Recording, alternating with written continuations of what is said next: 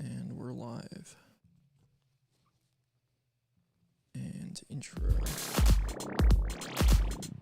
Ladies and gentlemen, we are here in New York City where people are petrified just because it has come out that Omicron is not that dangerous. This does not mean that you shouldn't be afraid. Most people out here are dead. Look, when you realize how fake it all is, the football, the basketball, the Lady Gaga, the Justin Bieber, who gives you these carbon tax messages. They tell your kids they got to love Justin Bieber, and then Bieber says, hand in your guns, pass the Cybersecurity Act, and the police state's good, and then your children are turned into mindless vassals who now they look up to some twit instead of looking up to Thomas Jefferson or looking up to Nikola Tesla or looking up to Magellan. I mean, kids, Magellan's a lot cooler than Justin Bieber. He circumnavigated with one ship the entire planet.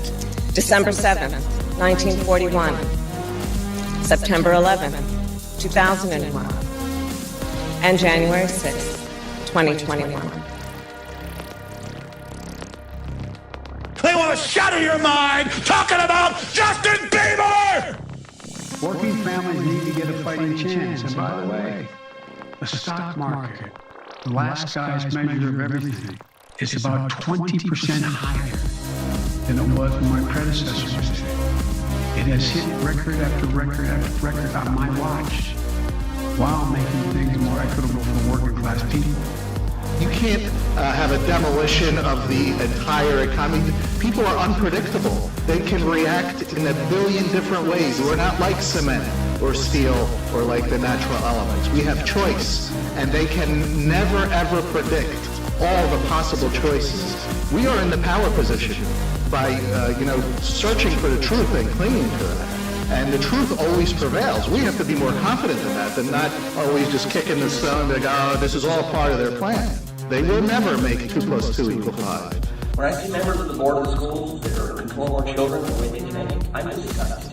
This is exactly why my kids are at home, homeschooled, staying away from people like you. They want to poison their minds and think that there's something they should fear. You guys are like the boogeyman. You're creating hysteria, and you're creating a generation of children with social anxiety. You're going to create an entire generation of pill-popping junkies. Your doorways to perception. I want to see you truly live. I want to see you truly be who you are. Ah! Masks are like the Democrats' MAGA hat. I might have accidentally made it echo for the intro on YouTube, which is kind of a bummer if I did that again because I tried hard not to make that happen again. But yeah, welcome to Toxic Airwaves.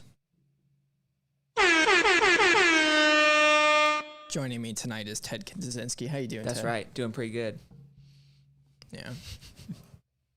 Pulling off the... I realized I had the costume with me, so I thought I might as well since I'm reading the book. Yeah. People missing out on your cut-off denim T-shirts, but oh yeah, I need to make that happen. You're making up for it with the costume tonight. But yeah, it was pretty hot in here. You could have worn one earlier, but I pulled the minor heater out. Feels perfect, nice and comfy, cozy. Yeah, and that was another banger of an intro. That was awesome. Thanks. Yeah, Kamala Harris is just so dumb. She's so stupid. Such a stupid bitch. I just can't. I actually hadn't seen that clip yet. I've seen everybody talking about it, but I hadn't seen it yet. It's so fucking stupid. There's a guy on Twitter who cuts up is way higher level video editing than I am. I need to get on that guy's level. But he cuts up these videos and did a fantastic Kamala Harris one with that clip. And then he's got another one on Biden talking about election meddling.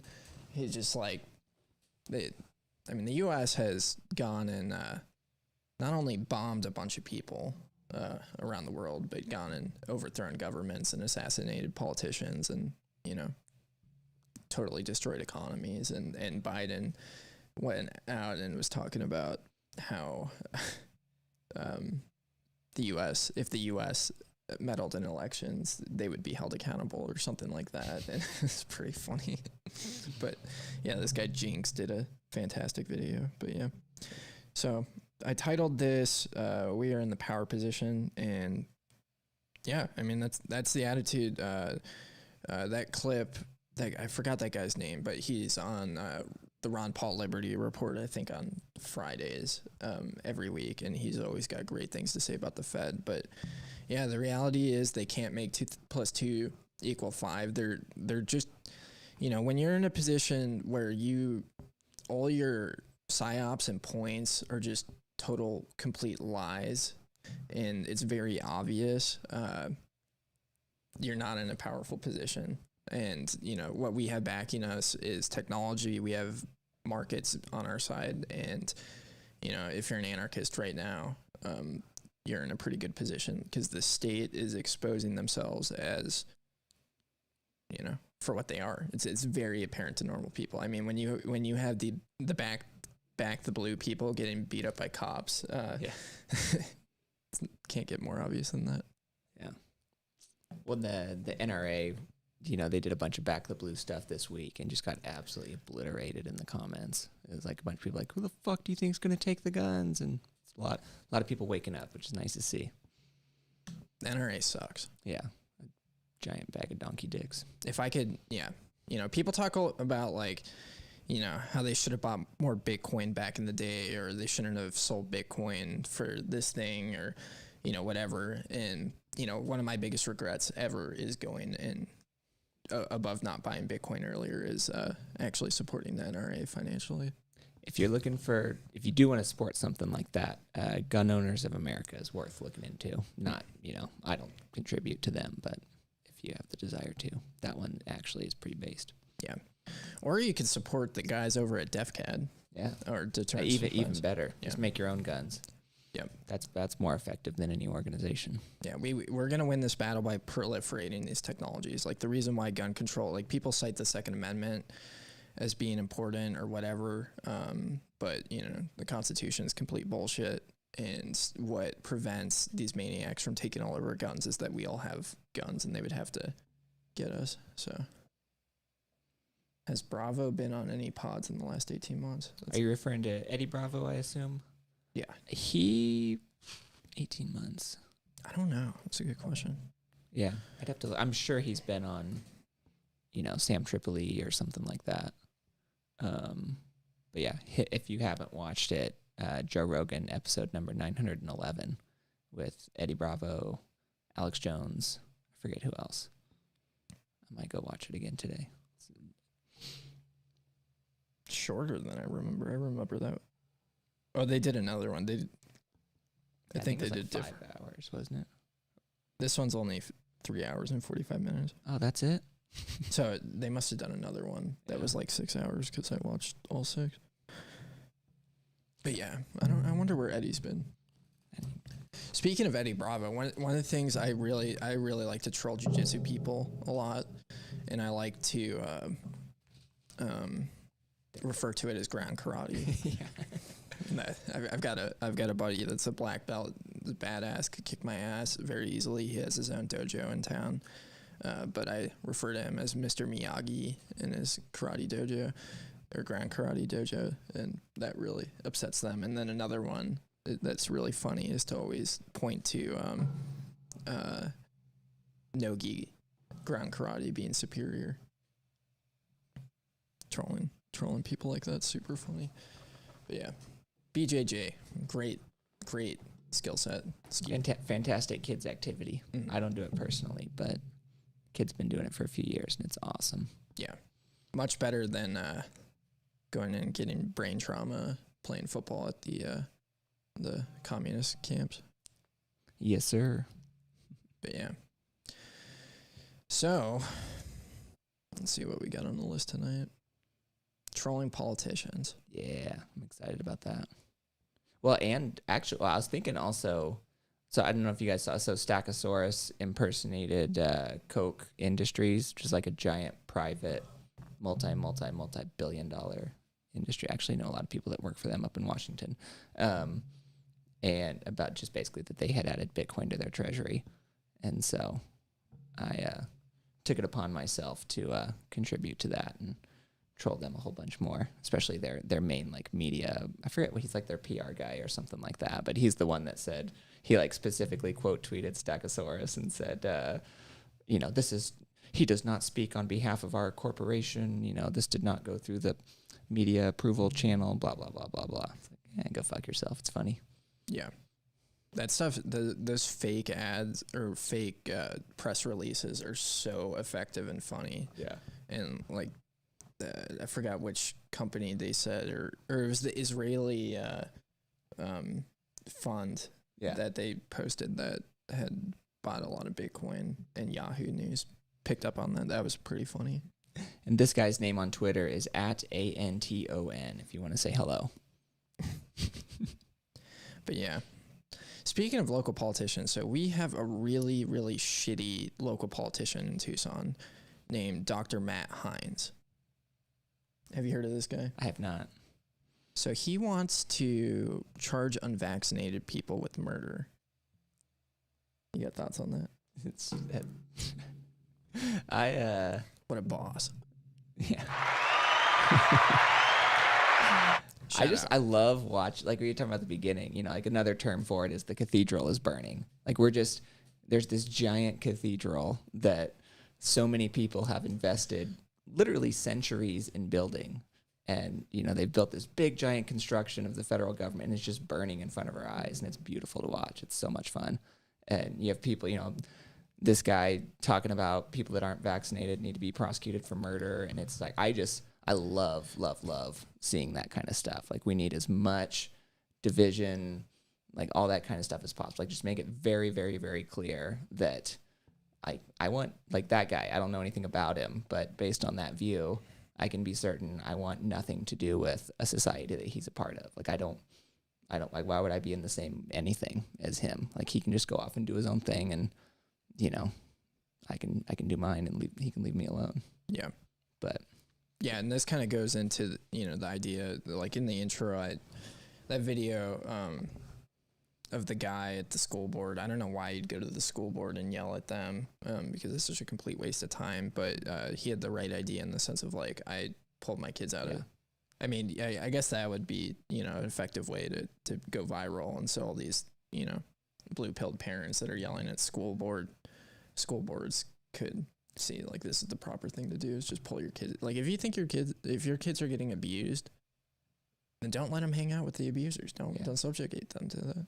Well, and it's, I mean, you know, like, yeah, like, it's easy to, I guess, just basically, like, if him going and doing that speech at a school board has a 1% chance of some parent there homeschooling their kid, that's, you know, that's a reasonable use of time in my book. Like, to get one kid out of that Soviet indoctrination and abuse factory is a big win.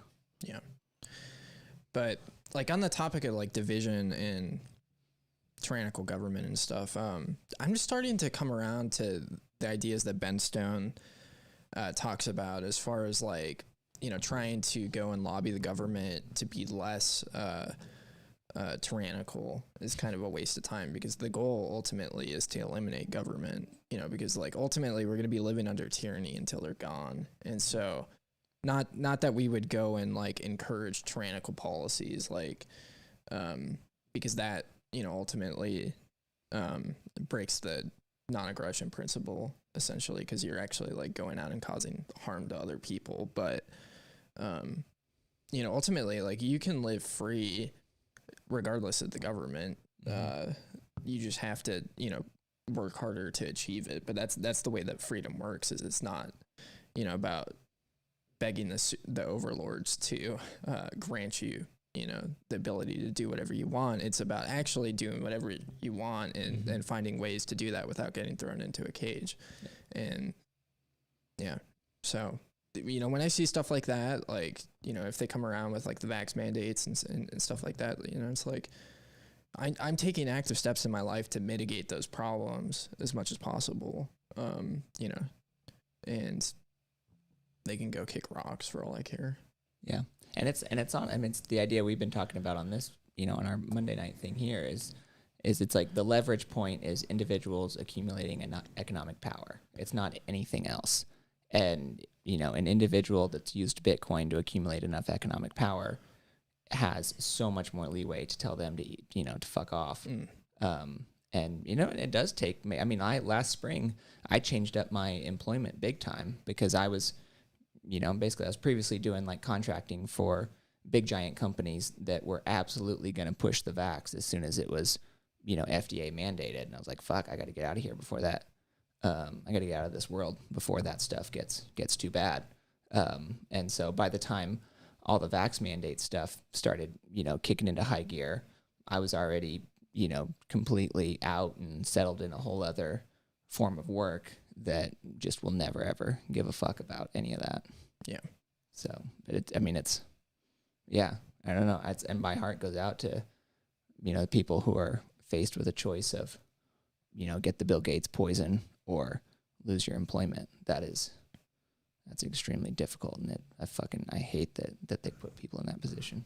Yeah. It's a pretty shitty position to be in, but you know, it's just the reality that I think a lot of people are waking up to, that they have to pick a side.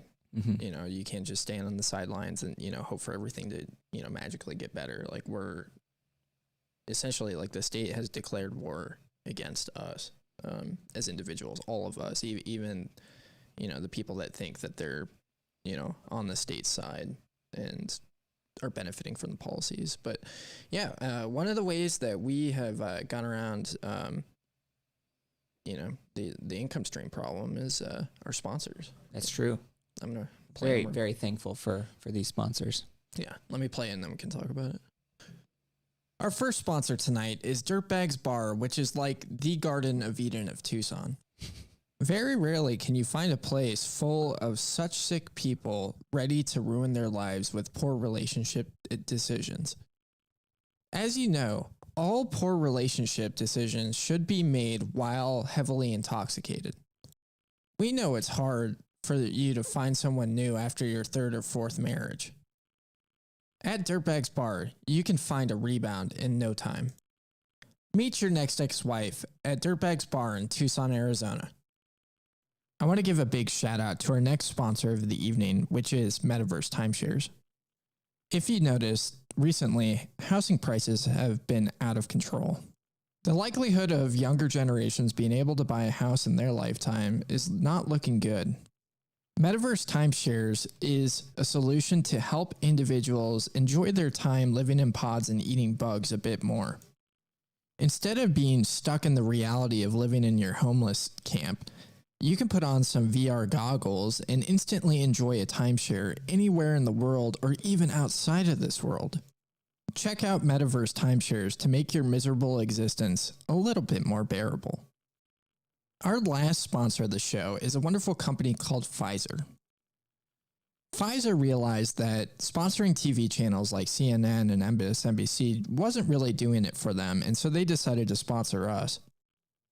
Here at Toxic Airwaves, we are big fans of the pharmaceutical companies and enjoy promoting agendas created by people like Bill Gates and Klaus Schwab.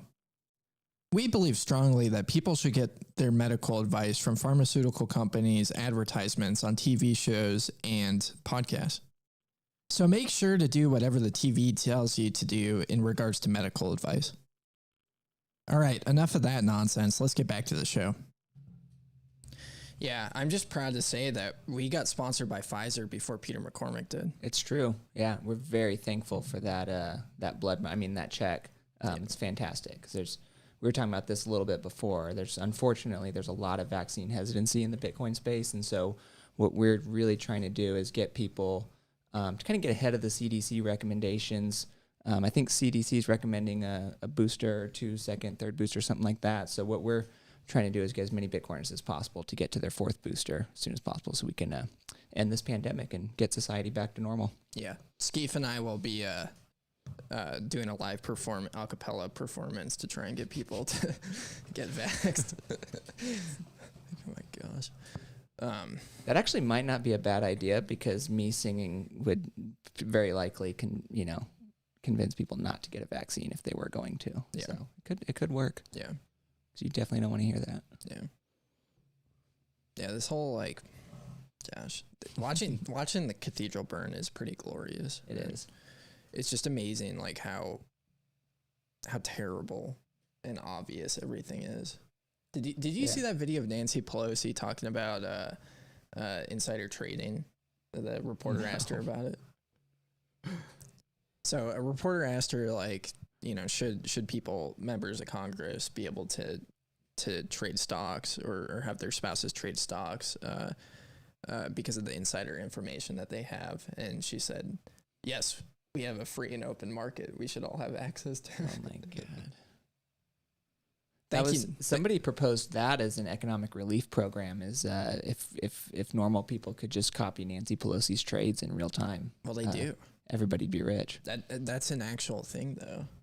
Well, no, they do. But I'm saying if her trades got like publicized as she was making them, and then everyone else, because like her returns are like, you know, 3x the best hedge fund manager on the face of the earth or something like that, and it's just like it's mathematically impossible for her to not be trading on inside information. And I mean, obviously she is. No, I don't think anybody really refutes that. Yeah. So we got Surfer Jim in the chat. Surfer Jim, what's up? How are those fake eyebrows? Holy clown. Oh, on Nancy Pelosi. Oh. Yeah, I don't know. There's a picture that there's a guy who, yeah, it's pretty good. I don't know. Was Nancy Pelosi hot when she was younger? I don't know. I've never seen a young. I know Al's Lacrosse is constantly going on about how beautiful Hillary Clinton is. You know, I try to tell him to cool it, but he insists on that. So I'm not sure. We might have to ask him. He's kind of I would say he's the thought leader on senior citizen female politicians and their attractiveness. I don't know. She looks like a wound up crazy Karen. Yeah, she even had crazy eyes back then. Yeah, she looks. She probably looks better now. Actually, it's always in the eyes. Wow. Why would somebody aspire to be a politician? Doesn't she come from one of those like super rich family? Or her husband's super rich? I don't know. Or maybe I'm thinking of John Kerry. I don't know. Anyway, a lot of the quote unquote elite, but actually parasite families, they like their kids undergo some pretty horrific ritual abuse early on, typically. Like kind of bring them into the program, and that I would say is probably a large part of it. Yeah. Well, on that topic, I think we have to really like. I've thought a lot about it more, but I forgot who was talking about this last week, but they made a convincing argument. Oh, it was at the meetup up in Phoenix. I was talking to Nate from Lightning Ventures, and he was saying we have to stop rolling with being called Bitcoin maximalists, like the conversation starting for there and letting them define us, which I think is pretty good. And for them to define us as conspiracy theorists is kind of bullshit. Yeah. When they're out there comparing January 6th to 9/11, and they're the fucking conspiracy theorists. We can't put up with that. Yeah. Stop fucking lying! God! Yeah, they're definitely conspiracies, but they're not really theories anymore. Yeah, it's just deep hit. Yeah. Surfer Jim wants to know, is that a category, senior citizen attractiveness specialist? I think it is. He's my understanding is Al's done quite a bit of extensive training in the field and is pretty widely regarded as an expert. Yeah. So definitely ask him about that on Twitter. That'd be a much more effective role to hire somebody for at a company than a diversity officer. Mm. You just walk into the break room and ask them, hey, was Justice Sotomayor hot when she was younger? Oh, gosh. Yeah. Conspiracy theory, another conspiracy theorist. I haven't even looked into that Supreme. I saw people yelling about it, but I haven't even looked into whatever the Supreme Court thing is going on. Yeah, I don't care. Just can't bring myself to. Yeah, Guy Swan posted about that, kind of echoing some stuff out of Anatomy of the State. But yeah, anybody that's like up in arms about the Supreme Court, you know, what happened with them, like, guys, it's the government refereeing themselves. Like, what do you expect? This idea of checks and balances is just a complete nonsensical illusion. Yeah. They're the state with the monopoly on violence. It's just the corruption goes all the way to the top. Like, there's very, very, very good reason to believe John Roberts was heavily involved in all that Epstein stuff, like all the satanic ritual abuse, the kids stuff. I mean, it goes all the way to the top. Yeah. Or it starts at the top. They're all pedophiles. Yeah. Maybe not 100%, but Most of them. I'd say 90 plus, easy. Yeah. Shout out to CNN. But, yeah. But Vivek was just in here. He hopped out. That's a bummer. You guys got anything in spaces for us?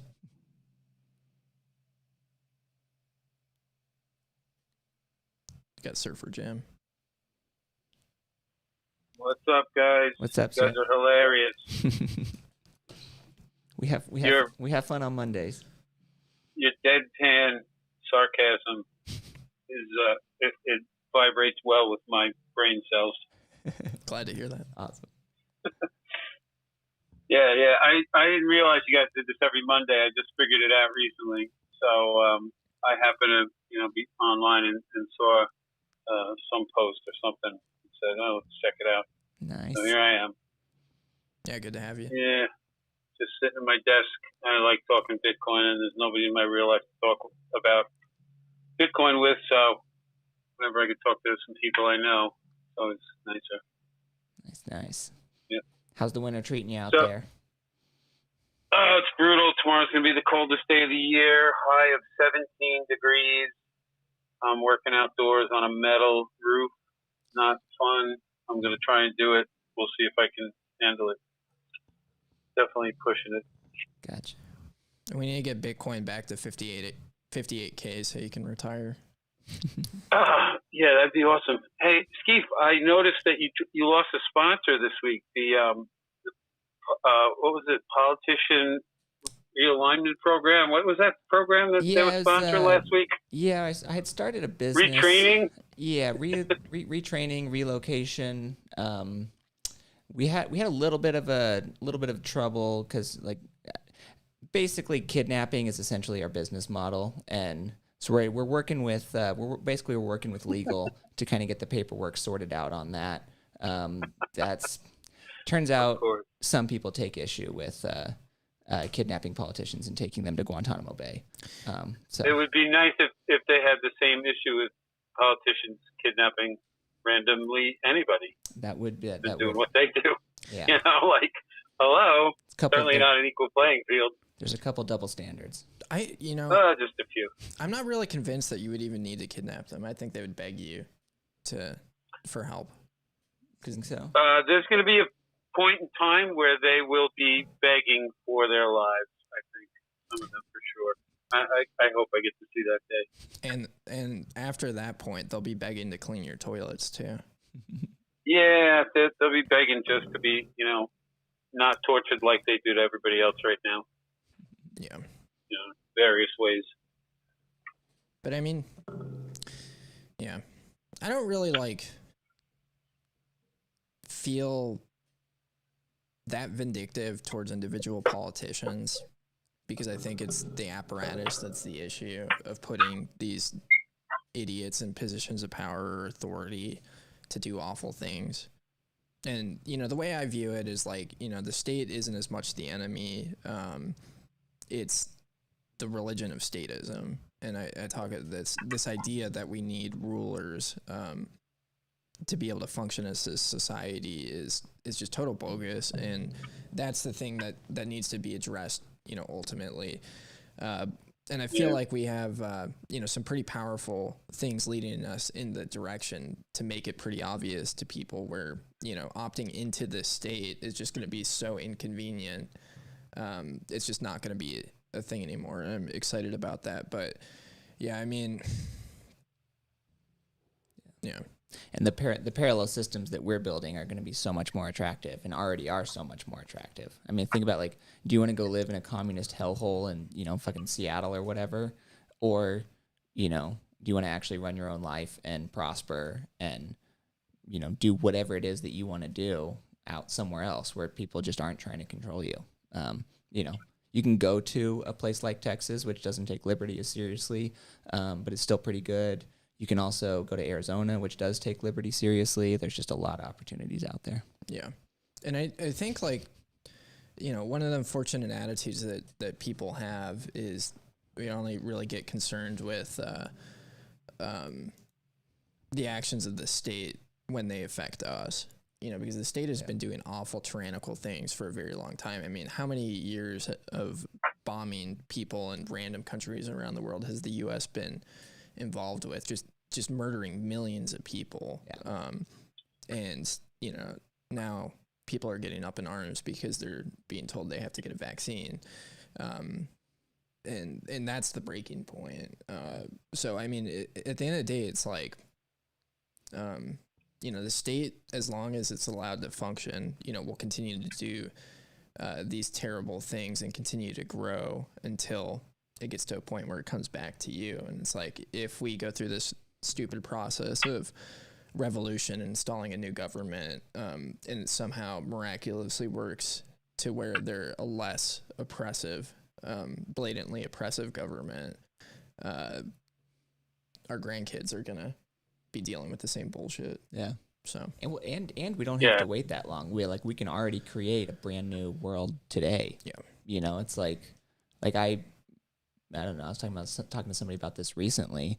As it's like, you know, I have kids and they hardly really don't even really know what COVID is. Like, they know that, you know, they obviously see masks on other people if we go to the store or whatever, but they like are barely, like, for them it's like this kind of thing that they see around. It's not really that big of a deal, just because, like, they don't, like, I'm very careful about how I construct the environment that they exist in, and making sure that they're, you know, as insulated from that as possible, and not from a, you know, tiger parent kind of thing, but just, it's like, this is like obviously a negative, toxic influence.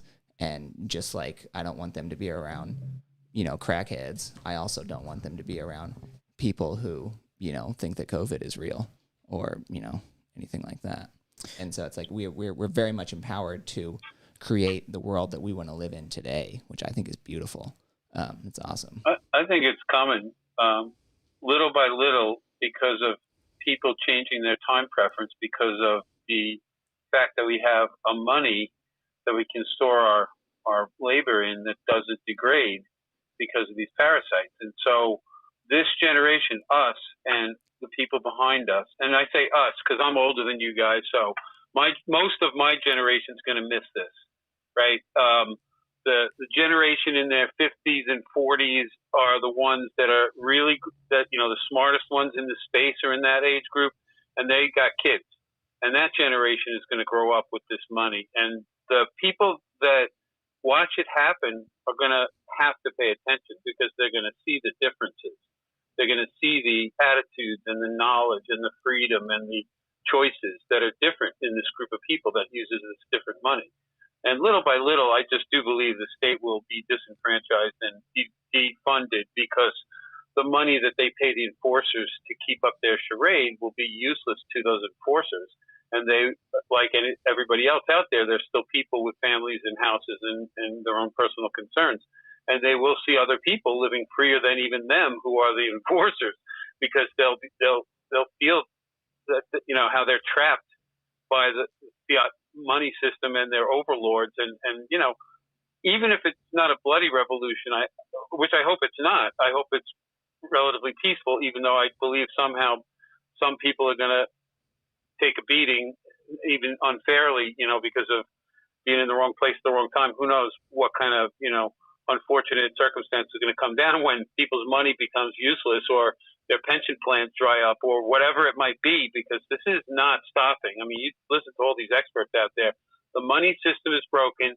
There's nothing they can do to fix it. The Fed is done. It's just going to take potentially years for the U.S. dollar to get flooded so far into the world that everybody on the planet goes, what the heck? This is finally useless scrap. So it still could last a while, but I do think the inevitable is coming. And with that is all that other stuff that you guys are just talking about. We'll be building it in parallel. Like you said, you know, parallel economy. We're already building it, and it's just going to keep going. The next generation is going to take the reins, and the grandkids of the parents of today, that have teenage kids or younger. Those grandkids are going to live in a much better world. Hopefully, I think so. Yeah, and I think that's my rant. No, absolutely. And I think it goes back to, there was that TFTC podcast with Saylor and some other Bitcoin Mining Council guy, and Marty, and I think Austin from GAM was on there too. And that was that podcast was super, super interesting to me because it really, really crystallized kind of the two different perspectives. There's the Saylor perspective of, we are here, what we need to be working on is operating within and redeeming and improving the existing system. And then, the Marty and, the GAM guy perspective, which I think was Austin, was basically, no, we are creating a completely parallel system. And, we're creating something that's just brand new, and it's totally voluntary, and people are free to opt into that, or they can stay in the old system. It's either way, it's everybody's free choice. But there's very, very real, very significant consequences to how and when you make that choice about that. And yeah, I think a lot of people are going to realize that. And it's, to me, like one of the main values of number go up is people becoming free, because it's like, sure. At 40K, the freedom number is X. At 100K, it's a lot, it takes a lot less Bitcoin to be free. At $250,000, $1,000,000, $5 million, $10 million, $100 million, et cetera, it takes less and less Bitcoin for a person to be totally free and exit and opt out completely. And that to me is the big value is. And in alignment with what you're saying there, it's the idea that I try to get across to people when they tell me Bitcoin's expensive, and I say you have no idea.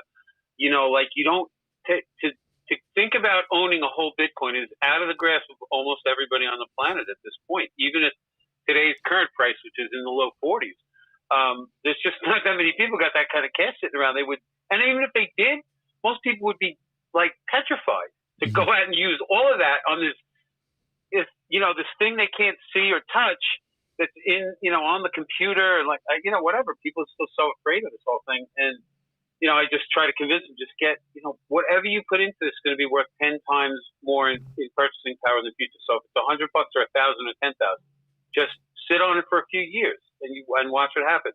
So you're right. They won't need much, but they still can't grasp that, like even a tenth of a Bitcoin could be a fortune in 20 years to somebody, because like you said, if a Bitcoin's worth 10 million, a tenth of Bitcoin is worth $1 million in purchasing power. And when I say worth $1 million, we're always referencing dollars in our discussions typically. I want it to be what we think of as today as $1 million in purchasing power. That's how when I use those words, that's what I am referring to. That think about what $1 million buys you today. You get a tenth of a Bitcoin now. 20 years from now, you can buy what $1 million buys you today: a giant house, a yacht, vacations around the world, or life for the rest of your life, like sustenance for the rest of your life, depending on your age, potentially. That's how little of a Bitcoin you could possibly need to set yourself up for absolute perfect retirement, never have to struggle. That's the financial freedom Skeet was talking about. That's the low time preference. That's what causes you to stop frivolously spending on bullshit now and save this thing so that it will take care of you later. I mean, you can if you want, or let it take care of your kids or your grandkids. Be the patriarch that leaves a fortune for your family. It's just people can't fathom. Even when you watch it go, like anybody who looks at history, watch it go from less, fractions of a penny to up to 70 grand a couple months ago. If you don't think it could go to $1 million, then you just don't know what Bitcoin is at all. And you just need to do more homework because, come on, look at what's going on in the world. It's crazy. Show, but Steve knows I could talk all night about Bitcoin. That's good stuff. That's good stuff. So one thing I've been trying to do on this show is I think pricing in dollars is super bearish. And, the messaging that we try and put forth is that in owning Bitcoin today, you're down the line, you're going to be flying to work in an F-15 from your deep underground military bunker. That's the reality that we're going to be ending up in. And if you're holding fiat trash, then you're going to be, potentially living in a pod begging for people's Bitcoin. But yeah, it's not going to be good. Winekiss, I wanted to shit on Winekiss. So Winekiss posted. Is he in here? Nah. Good. He I said love talking shit about him when he's not here. He said he doesn't have good internet, but Winekiss posted his Fold app. I guess he won 5 sats from the Daily Spin. He said, "What's worse than winning 5 sats?" And I said, "Winning $5." Yeah. I mean, all these stupid gimmicks that like Robinhood and other companies, like you get for $10 free or a free share of this. It's like you can spin the Fold wheel and get 5 free sats or 100 free sats or 250 free sats. It's pretty dope. There's also a few wedges that'll give you 100 or 250 if you have the card. So I've hit that a few times in the last month or so. Dude, I never cared, you guys, I never cared about rewards points of any kind in my life. I'm not the kind of guy to even return shit unless it's worth a lot of money, because I just don't want to go back to the store. Like, I'll just I'm really weird that way. I don't really care about this. But when I heard I was getting free Bitcoin, I was all over that, man. I spend everything through that card, and I spin that wheel all day long, and I'll take every 5 free sats they want to give me. Nice. No problem. Yeah, I mean, it's a pretty sweet deal. Yeah. You know what? Here, let's just think about this. There were Bitcoin faucets where you could get 5 Bitcoin for free less than 14 years ago. Yeah. People are going to look back at 5 free sats and go, they were giving that shit away? Are you kidding me? I think. And I'm just going to be going, yeah, I valued it really high. I thought of them each as at least $1. That's what I think. That's $100 million Bitcoin. And that might happen in my lifetime. And even if it doesn't, it's going to happen one day in terms of purchasing power as we understand it today. So those 5 free sats are going to buy like dinner for like 5 people one night or something, like whatever. Mm-hmm. I think as recently as 2011, there was that 5 BTC faucet. I want to say it was 2011. Somebody can fact check me. There you go. I think it was. I picked 14 because I knew it was beyond Bitcoin's life. So why not? Like it's not that long ago that they were just giving them away. Literally, please take some Bitcoin. We need the world to wake up to what this is. Man, it bums me to think I was alive. I wasn't plugged in. I didn't know about it, didn't hear about it. And when I did hear about it, I didn't take it seriously the first 2 times. So that sucks. Yeah. But, whatever. It is what it is. And I'm here now and I got what I got. And, at least I understand that I am so early compared to the world. I mean, literally 8 billion people. How many people own Bitcoin? 100 million? Whatever it is, it's not that many compared to 8 billion. Yeah. I don't even know what the number is. I just picked that out of thin air. I have no idea how many people might own Bitcoin. Somebody probably has a guess, but I don't know. Yeah. One thing I wanted to talk about this week. So I got super fired up at the meetup in Scottsdale on last Tuesday. And speaking of which, we have a meetup tomorrow night in Gilbert that I'm pretty stoked for. But yeah, I was talking with this guy about Azteco. And one of the things that he was saying is, which is pretty obvious, like with Bitcoin, we don't need all these gatekeepers and middlemen. Mm-hmm. Like the Coinbases, the Cash Apps, the, Swan Bitcoin. I like the guys at Swan, but, the Swan Bitcoins, we don't need those guys. We don't need their, KYC stuff. And like we're have increasing rails to non-KYC Bitcoin. Which is super, super powerful. And I think that's something, I want to focus on getting implemented around Arizona this year. As many on-ramps as possible that don't require your driver's license. And miners are a fantastic way to get KYC-free sats. So, everybody on Twitter's seeing all this stuff about people setting up mining operations or whatever. Like, get to know those people, DM them, whatever, and just say, hey, because they all have... a lot of like people that have significant operations, like it's easy to spend 7, 8, 10, 12 grand a month on electricity. Like that's a lot of fiat that they need to pay those electric bills. And so a lot of them are selling pretty frequently to do that. And so that's definitely like network with those people, get to know those people, give them a reason to trust you. Don't be a shithead. And it's a fantastic way to get some cases. It's a super mutually beneficial, you know, because they don't want to sell that shit on Kraken or whatever. Like they want to sell it to you and, you know, keep it private. Yeah. I mean, this goes into like, it's just, you know, if we're going to move in this direction of actually freeing humanity from the slavery of central banking, you know, we're not going to do that by buying GBTC or relying on these exchanges.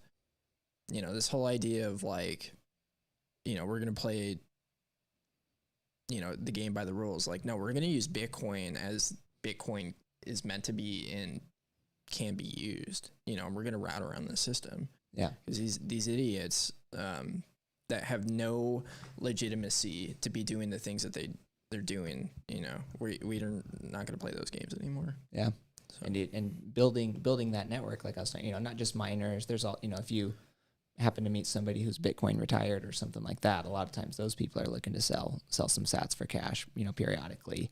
And there's just, you know, there's no, you know, going that route, you know, everybody that I'm aware of does it at spot. You know, there's no, you know, like if you go to a Bitcoin ATM, it's pretty easy to pay an 8% premium. Can be higher, can be lower. Or, you know, BISC has a premium typically, and it's a lot more of a hassle. You know, and I believe it's still limited to $1,000 per transaction. Don't quote me on that. Might not be. Aztecos. Yeah. Aztecos definitely $1,000 per transaction. Minimum 3% fee. It's usually 5% depending on who you buy it through. And there's just, if you do the work to build that network and just have a couple of people is probably plenty who are in those kind of positions that I'm talking about. You can get all the sats you know, however much dollars you're bringing in each month that you want to convert to sats. You can typically do that at spot with like barely more hassle than jumping on Strike or Cash App or Swan or whatever. Yeah. And this is the way that we, you know, eliminate the influence of companies like Chain Analysis in the Bitcoin world is we start using these on-ramps and off-ramps like Azteco or BISC or buying peer-to-peer. You know, and I am so over, you know, sitting there and trying to explain Bitcoin to somebody and then setting them up on Cash App, you know, or whichever app. Mm-hmm. I'm just so over them going through that process. You know, what I do now is I sit down with them.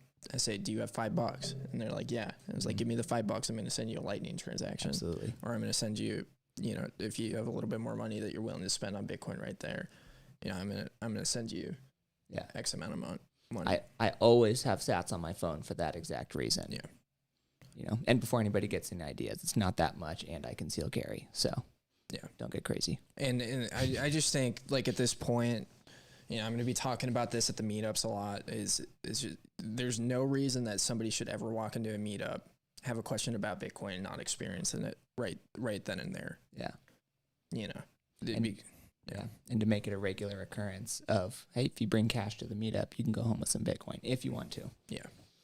And, you know, I think, you know, to some degree, you know, you do have to be a little bit careful about that because there are, you know, the spooks that try and infiltrate everything and get you in bad positions. So, you know, don't be dumb about it and don't talk about illegal stuff and don't, you know, whatever. But even there, like, you know, what you're talking about, Skeef, is like building that network of trust with people. Reputation based, it's a little bit more difficult. Yeah, don't just jump into somebody's DMs and say, hey, you want to do a $3,000 deal? You know, it's like you gotta be smart, build up trust over time, and you know, find you know, like, you know, hey, I know this person and I know this person's a miner and they also know my friend. Like, get your buddy to vouch for you to them, something like that. Like, there's just a lot of ways to go about it. If somebody did that, I would just tell them to send Bobs, please. Yeah, I made somebody upset. Yeah, it's like, well, it's like all the 3D printer guys are constantly getting feds in their DMs, like, hey, could you help me with this fully automatic design that I'm working on? And it's just like obviously entrapment. Yeah, I always assume that the feds are in my DMs trying to get to the meetups, which is fine. Yeah, feds can come to the meetups. Hey, can I ask you a question about the meetup? Absolutely. Is this something you guys organize or are involved in organizing in any way? Mm-hmm. Yeah, it's mostly Stephen Cole, AZ Bitcoin Network. I know Stephen. Yeah. Yeah, so it's that whole organization. We got a lot of good people. So he had gotten that going on the West Coast when he was out in I think San Diego. So he knows what he's doing. I'm just wanting to meet up with people on Long Island. There's no meetups. I have to go into Manhattan, and it's an hour train ride both ways, and it uses up a lot of time for, not that long of a hangout with a bunch of like-minded people. And I know there's people on Long Island, but nobody else is putting one together. And I was just curious what kind of place you guys use. Do you have to pay? How much is what was your approach to get a place to let you bring a group of people in? I'm just wondering if you could give me some tips. Yeah, so I was running the meetup in Tucson before I hooked up with Steven, and we went under one umbrella. So I like the Orange County model, which we adopted in Arizona, which is you create a network of meetups across the state or region. So you could do like a New York area one, and in a city as big as New York, there's no reason why you shouldn't be having meetups. So like Phoenix is huge, and we have meetups in Scottsdale and now in Gilbert, which are like an hour apart, kind of like what you're talking about. And so what they're doing up there is they're having them happen every week. So like one group, which is essentially organized by our buddy Santos and his wife that were in here, meets in like the Scottsdale area. They're kind of taking over for Steven. And then George McHale is organizing the one in Gilbert. And then, sometimes I'll get in there and organize events as well. But when you're under the umbrella, it's really easy. Anybody can just go on the meetup page and post like, Manhattan meetup. And then all of the members that are in that group, see the meetup and might come. So I'm doing a home mining presentation on the 22nd in Tucson. And we got some people coming down from Phoenix, which will be pretty dope. But yeah, I mean, as far as like, organizing it, you have to find like a friendly business that's not going to be, mass Nazis or things like that. I think that's primarily the important. But you can do it however you want. You could just do like casual hangouts, or you could do more serious style presentations. So like Phoenix, we've been doing a lot more serious style presentations. So we'll like have one presentation a month and one casual meetup. In Tucson, I've been doing casual meetups every month for a year. And so this year I want to do more, structured things on top of that. So I'm going to try and do 2 meetups a month. I'm already failing at that first month, but So what kind of establishments do you go to? Like restaurant type places, bar type places that have a room where it's not so noisy and people can, like, I know what New York, the different places I've been to, when we do like the Socratic seminar that they do all the time, it's in an office or some type of presentation structured room where there's a screen, a table in the front, people can do a presentation, and there's an audience full of, a room full of chairs for the audience to sit. And, various different rooms, but it's very structured into like a very teaching thing. But then the social meetups can be at different places that are just, bars or restaurants that there's a big enough area where people could congregate, like an outdoor picnic table area or different things like that. So I kind of have a vision. I just was curious as to what you guys would, if you guys fit similar mold or anything uniquely different or whatever. So just to keep, so I got to start looking around. I'm not plugged into bars and restaurants. I don't go out like, somebody maybe younger than me might go out and they might know some bar owners in some different places. I used to be in that kind of world, but not so much anymore. So yeah, anything. Yeah, go ahead. Just do whatever you want to, Jim. Yeah, ours the Scottsdale one is at a brewery. The Tucson one is at a brewery. There you go. A big area, like it's especially starting out. If there's 3 or 4 or 5 people, it's just a reservation for 5 people. Like the restaurant doesn't even know or care if it's a meetup or whatever. I think that's what Steven. I think that's what Steven does for the Scottsdale one. Steven Cole is. Do you have a wait? So now, I'm sorry, I didn't mean to cut you off, but I'm curious. Do you use like the Meetup app or some app to track who's coming and post about it and that kind of thing? Yeah. Is that what you were referencing earlier? Yeah, and the Meetup app's like $30 a month to post events on there, and that's why sometimes it's beneficial to just get under somebody else's instead of, and then on top of that, you take advantage of all the people that are already in that meetup that might be closer to your area and more likely to. Oh wait, so you're saying I could post in the New York City meetup chat that I'm already a member of? Yeah. On the meetup app. Yeah, if they gave you admin control, you could just post in there. Yeah, because there might be people. Or I could just ask them. They would post for me because they know me. I go all the time. Yeah. We're friends. There might be people in that New York City meetup who are also coming out from Long Island. I would guess that there probably are. There's a couple because I know all of them because it's just like after I go every month and they know most of them that are regular know me and I know them and most are not from Long Island, but there's a couple.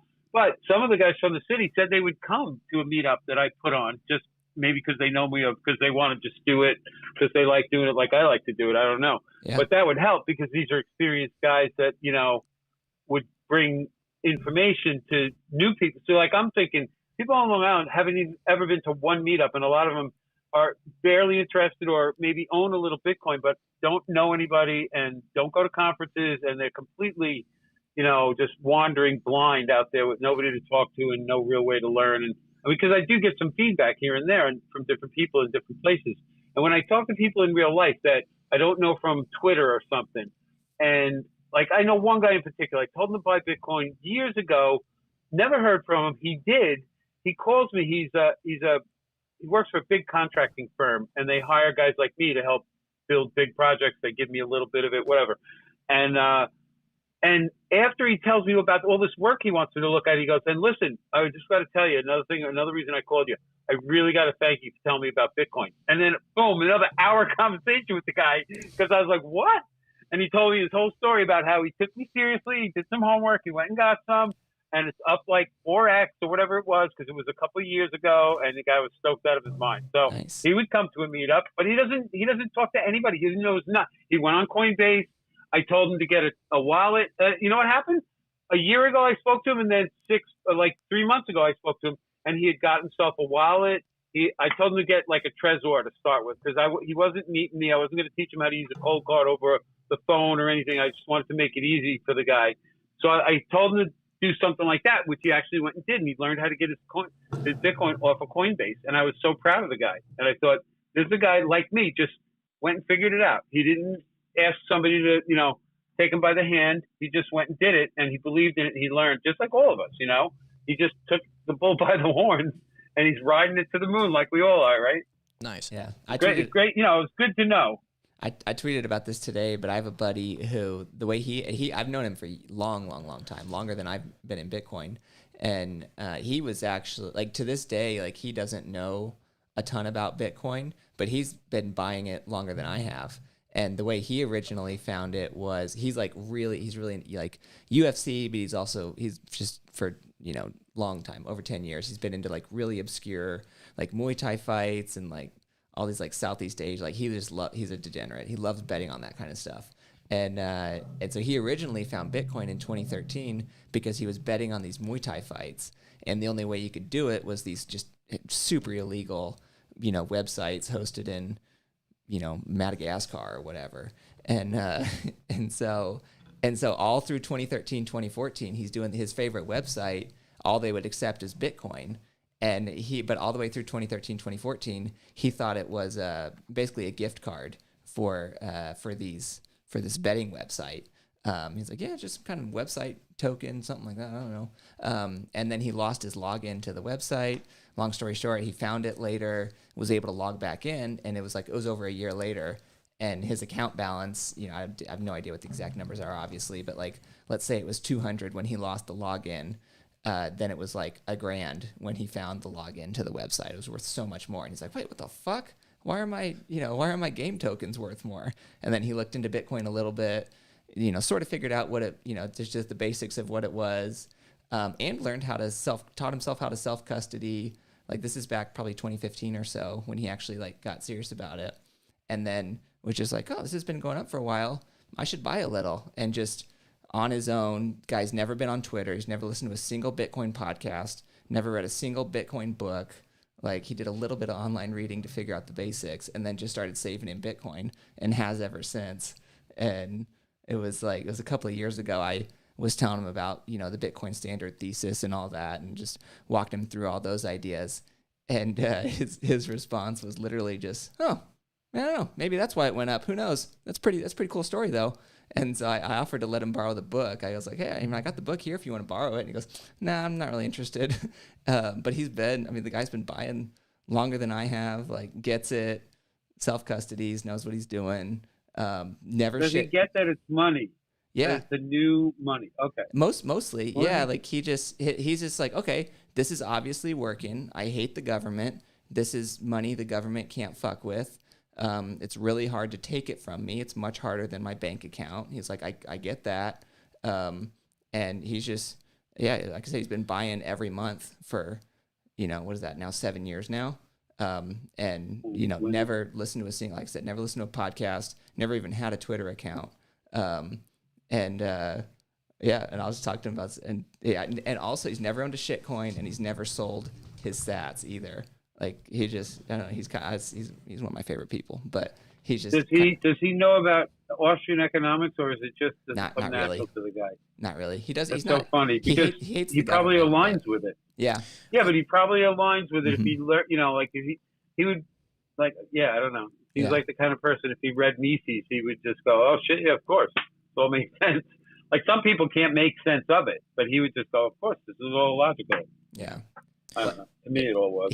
My guess is if he did read Mises, his reaction would be something like, this stuff is obvious. Fuck, you need 800 pages to explain this shit? What the, like, you wasting my time with this? Like, you need 800 pages to say the government sucks. Is that what's going on here? Like, I can literally hear him saying that in my head. That is the TLDR if you want to, shrink it down. Yeah. So, Optimist, see, you're in here. Did you want me to explain? What's up, Optimist? Do you want me to explain real income versus nominal income? Yeah, why not, bro? All right. If you haven't hit it, I'm obviously the dumb one that your crowd is. I'm the niche over here, so teach me. Okay, so nominal is like the number. So, like, if I'm looking at jobs in Arizona, I might be looking at a job that makes like $60,000 a year. If I look at the same job in California, that job would pay $100,000 a year. That $60,000 in Arizona would probably go a lot further than the $100,000 in California, because the cost of living, the taxes, and all the other bullshit are higher in California. And so nominal is like the actual number that you get paid, and then real wages is like how far the money goes, essentially. So. Okay. I definitely knew that. Yeah. So, and I bring that up because, and I tweeted about that today, because you've got people like Joe Biden talking about, like, how the stock market's up and how great that is, for everybody, and just how detached from reality that is. When they go out and they say, like, oh, wages have increased, it's like, well, have they increased at the rate of inflation? Nope, they never have. And nor will they ever increase at the rate of inflation, because the job market's not really a market, because everybody's in debt slavery. So I think interest rates are the easiest way to understand it too. Like, if you go out and get a fiat mortgage, you're going to pay a I don't know what the numbers are today, 3% nominal rate, or probably minus 24% real rate. Just because inflation is obviously so much fucking higher than 3% or whatever it is they're charging. Yeah, and that's why, debt is such a powerful tool that can be leveraged in this economy. Especially in a super cycle, which we are definitely in right now. All these fucking bears, we touch 39K and everybody sticks their dick between their legs and starts crying about a bear market. It's like, go fuck yourself. It's a super cycle still. Yeah, big number good. Exactly. Guys, bear market's 40K. Who would have thunk? Yeah. Gosh, people are so emotional. I don't. Hey, it's been. Fuck Minnesota Hodl. I hope he joins. I'll tell him to. I don't know. I like that guy. Let's get the bear thesis, dude. We've been very bearish lately, even though we're stupidly bullish, I'm kind of down to hear the Bears talk for a little bit. We've kind of kicked their dick in the dirt. We got some of that I from think we've Magoo been last wrong. week. Yeah, we got a little bit of that from Magoo last week. I think he has a bunch of assumptions that are terrible, but I appreciated hearing it. Yeah. I don't really feel that bad about, like, I don't check the price anymore. Oh, I definitely do. I'm not proud of it. I see it posted on Twitter. I maybe check it once or twice a week, and then I've got people texting me every time it moves up and down, like, is it a good time to buy? The thing that this has been fun since I've been mining, I've been checking hash rate obsessively, kind of like when I first got into Bitcoin and had Trading View up all the time. And I checked Clark Moody for the projected difficulty adjustment, and that's been fun. I think that's more fun. And then I found a cool Telegram bot that texts me every single time that Slush mines a block. Nice. So I've gotten like 2 or 3 texts during the stream so far. But that's way cooler than checking the price. I'm sorry. You know what signal? Tucson, I don't mean to cut you off. You know what signal I watch? Is there another block coming in? I have the block app like on my phone. It's like block height, looking at the time. That's like the only thing I care about. Oh, another block came in. Like, all right, we're good to go. Yeah. All-time high blocks. Dude, one thing that's got me super bullish is the meetups in Arizona keep on getting bigger and bigger. Yeah. Regardless of the price. It's true. Our first meetup last year, Bitcoin broke 50K for the first time ever. Our very first meetup. And we have some Twitter celebrities like Caleb, the cast iron pan guy. As part of our Arizona meetup. I'm so glad that guy's taken off. He needs a podcast tour. Yeah, I have one of his pans. It's awesome. It'd be fun to get him on here. Oh, great. We're missing you, Hobo. Where are you at? I just watched a 30-minute video of a guy showing you how to cook a steak in a cast iron pan. It really did come out awesome. Nice. That was good. Do you do the what I've done before is like where you move it in and out of the oven to like? That's what he did. Okay. No, I never did that ever. No, that's exactly what he seared both sides in the pan, and he put the whole pan in the oven. He drenched it in butter. He threw in some herbs and some garlic and onions, which that's based on your taste. Some of that I would have said no to, but the way it holds it all in. And then he talked about how it had to rest and it sucks the juice back in and it does all these different things. I'm like, holy shit. He even said about how you should prepare it ahead of time. He said letting it sit out to get to room temperature is a waste of time, but letting it sit out to dry and let the moisture soak. No, he said you salt it. It draws the moisture into the salt, and then the moisture gets drawn back into the meat with the salt. And I was like, what? And he says, yeah, you just leave it uncovered in the fridge. You salt both sides and the edges, and you leave it uncovered in the fridge for 20 minutes or 20 hours. Or he maybe said a day. I forget. Nice. He said you could leave it for days, and it'll just dry age. But then you sear it in the pan. Then you throw it in the oven to cook the middle, and he's checking the temperature. He's like, if you get this temperature, this is going to be perfect.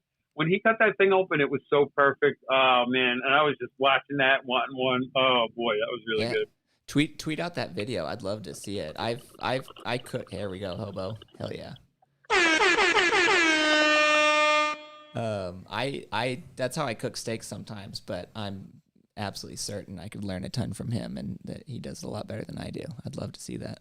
I'll find it in my history and I'll put it in the YouTube chat. How's that? That'll work. Thank you. All right. Yeah. Caleb's a great dude. Yeah. Big fan. We should get him on here. Yeah. He and his wife are super cool people. They are very, very red-pilled. Yeah. In a good way. But yeah. Well, we've got something kind of funny coming up next weekend in Tucson. What's that? The Arizona State Libertarian Convention. Oh, is it? Yeah.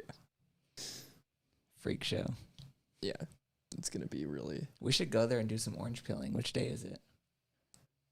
AK-47 wants a link to the video. Yeah, I think Jim's going to put it in the YouTube chat. Okay, cool. It's next weekend. The whole weekend? Hell yeah. So... Let's go. Yeah. After this, so I kind of how do I fit in there? Do I open carry my 1911? What's the protocol? I don't know. I don't know.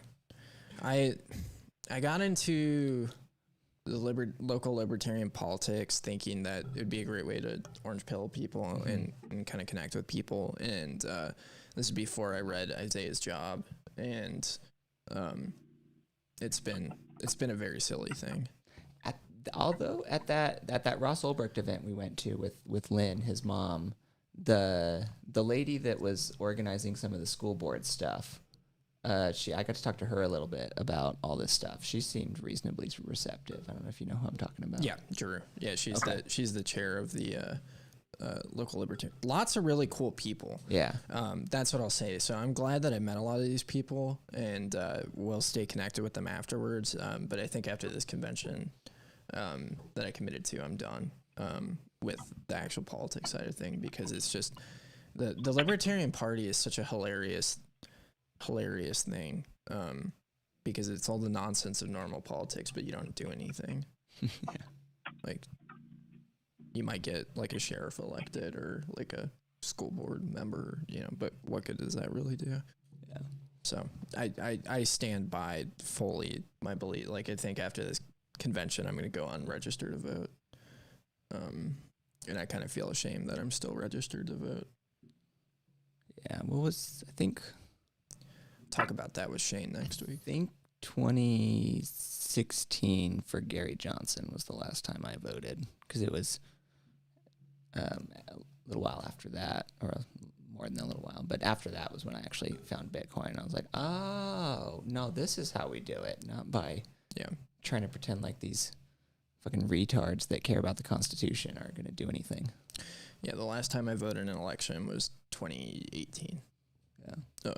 During the midterms. I think it was 2016 was my last. I don't know. Yeah, that's when I got into. I was at a dinner with Bitcoiners one time, and this lady, she said something about, basically she'd never voted before, and not like as an anarchist, just always thought it was too much of a hassle, and like everybody there was like, oh my god, that's amazing, I wish I could say that, that's awesome, blah blah blah, whatever, and she's like, I've never gotten that reaction before. Everybody always judges me.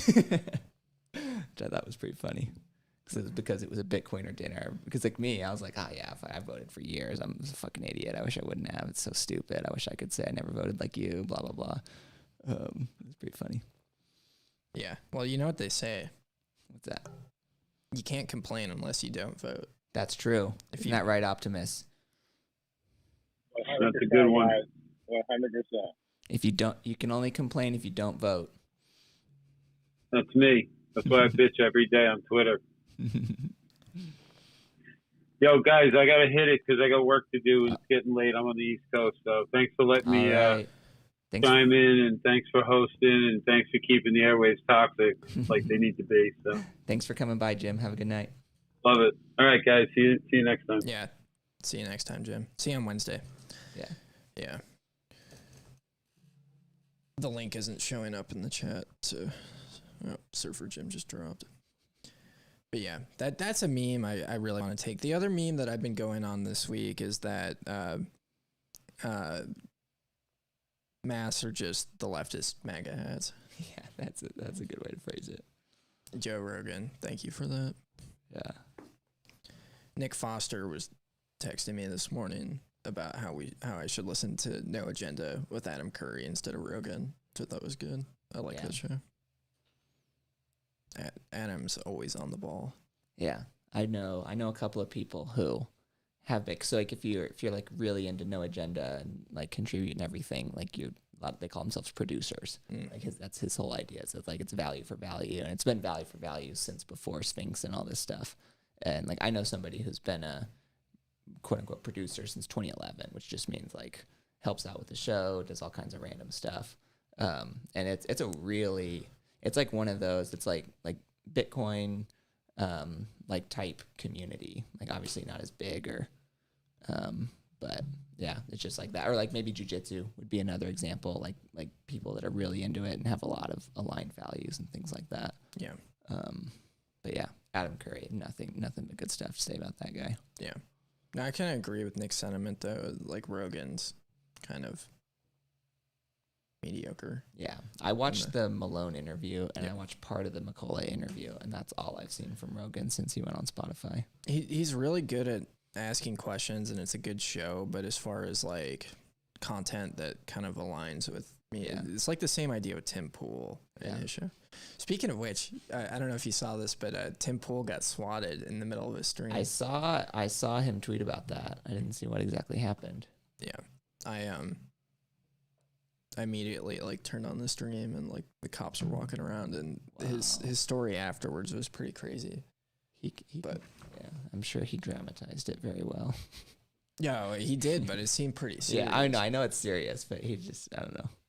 Like they apparently had like eight or nine cop cars sitting in the driveway. Did he say what whoever called it in, like what they said was the thing going on and the reason for it? Yeah, they said that there was a guy with a gun that had shot 2 people and was pretty serious. Oof. Yeah, that was pretty wild. But yeah, that's the stuff that could potentially happen when you're on a live stream. Yeah. I mean, that's like, I mean, that's, I don't know. I mean, that's like something that's going to be very serious for Bitcoiners is making sure, nobody can find a door to knock on. I mean, that's what off the grid is going to mean is, I mean, when the time, there's a lot of ways to do it. And there's guides on this. There are a lot better information, but just kind of at a surface level, like, property should be bought through an anonymous LLC. There's just a lot of, like, Wyoming is a really good state for that, like having an LLC that doesn't have your government name on the paperwork, like, and then using that to buy properties. Very important. Getting a PO box to order packages. Yeah, too. That's everybody should have a PO box today at absolute bare minimum, I think. Yeah. Like fucking Amazon having your home address go fucking, that's terrible. I don't know. It'd be cool to chill with Jeff Bezos. He just shows up. Yeah. Hey, Jeff. How you doing? I heard your lady's into Leonardo DiCaprio. How's that going? You got all the money in the world and still can't lock her down. That's something I used to have roommates, and they would order Jimmy John's, and every time the delivery driver came, I would scream, "Hey, Jimmy." Jimmy's here. You see everybody trolling Leonardo today, though? I did not. What were they doing? So it was like, I saw multiple posts like, oh, if he's so environmentally friendly and wants you to care, then why does his 300 million mega yacht that he stands there by himself with these girls? And then just a bunch of shit like that, just calling them out and being a hypocrite. Yeah. Nice. It's funny though. Yeah, it's unbelievable, like how, I don't know, like that kind of stuff is so obvious to us. It's like, oh yeah, obviously he's full of shit. But it's wild how many, which one's the fucking Lemmings drop, but do you know which one of these is it? I got rid of it. Oh yeah, but there's all of these midwits and idiots, and I mean it's that, that 80 whatever % of the population that just has no ability to interact with reality. And they're just like, oh yeah, just go along with the flow, respond to stimuli. Dude, I think Zorn's here. I just got one set transaction. Where's Zorn at? Zorn sends us 1 sat lightning donations. That's awesome. And a lot more. He bought us a box of ammo too. Mm-hmm. Yeah. Big thanks to Zorn. Speaking of which, how was shooting with the kids? It was a good time. Yeah. I got one of the kids got a 22 for Christmas, and so went out in the desert and shot guns for a while, and it was his first. He has a bow and arrow. He's shot quite a bit, and he's carried. I'm not gonna say how old he is, but he's carried a pocket knife for a long time, and so it's natural progression to get a real gun. But got to the point where we probably shot, I don't know, 200 rounds, something like that. And towards the end, out of a 10-round clip, he was hitting, probably a 4-inch steel target, 15, 20, not super far, 15, 20 yards away, but standing up, he was hitting it probably 6 or 7 times out of 10, which I was pleasantly surprised by. I was not expecting that on the first day. Nice. Yeah. The Ruger 1022. What an iconic gun. 1 sat for the Unabomber from Zorn. And Dom says, can I please have sunglasses, guys? What are your credentials, dude? Oh, man. Let's see. I am certified in shit posting. Sponsored by Pfizer. Sponsored by Pfizer, and also Dirtbags Bar. It's where I plan to meet my next 7 ex-wives. You're an entrepreneur. Entrepreneur. You've got the metaverse. I have a fake trading class course. The promo code is still valid. It's Queef McCullough is a bitch. So if you want to learn about trading, how to time the market, I use on-chain metrics. So obviously I saw this dip coming and I shorted it going into there. Quad 4. Quad 4, definitely Quad 4. Not Quad Does 4. Does your Pfizer sponsorship get you like pull in, Reuters and Facebook and Twitter here, on these spaces? I'm sure it's helpful. Yeah, so the primary benefit is free boosters. I get to go about a couple of times a month to get a new booster. So that's been great. The big benefit of the Pfizer sponsorship is it gets us into Bohemian Grove. That's true. Yeah, so we get to go in and participate in all that. Are my hands soft?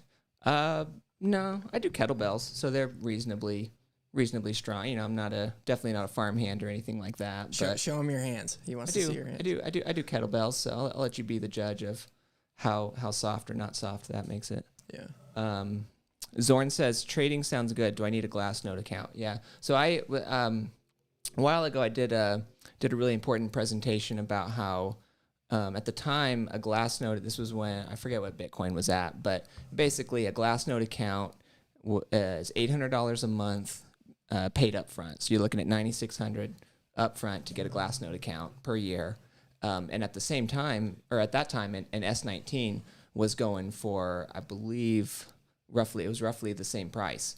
And so I was helping people understand how a Glassnode account, so that you can, get these colorful charts to throw on Twitter for clout, that's a to better investment than a money printer in your garage. Yeah.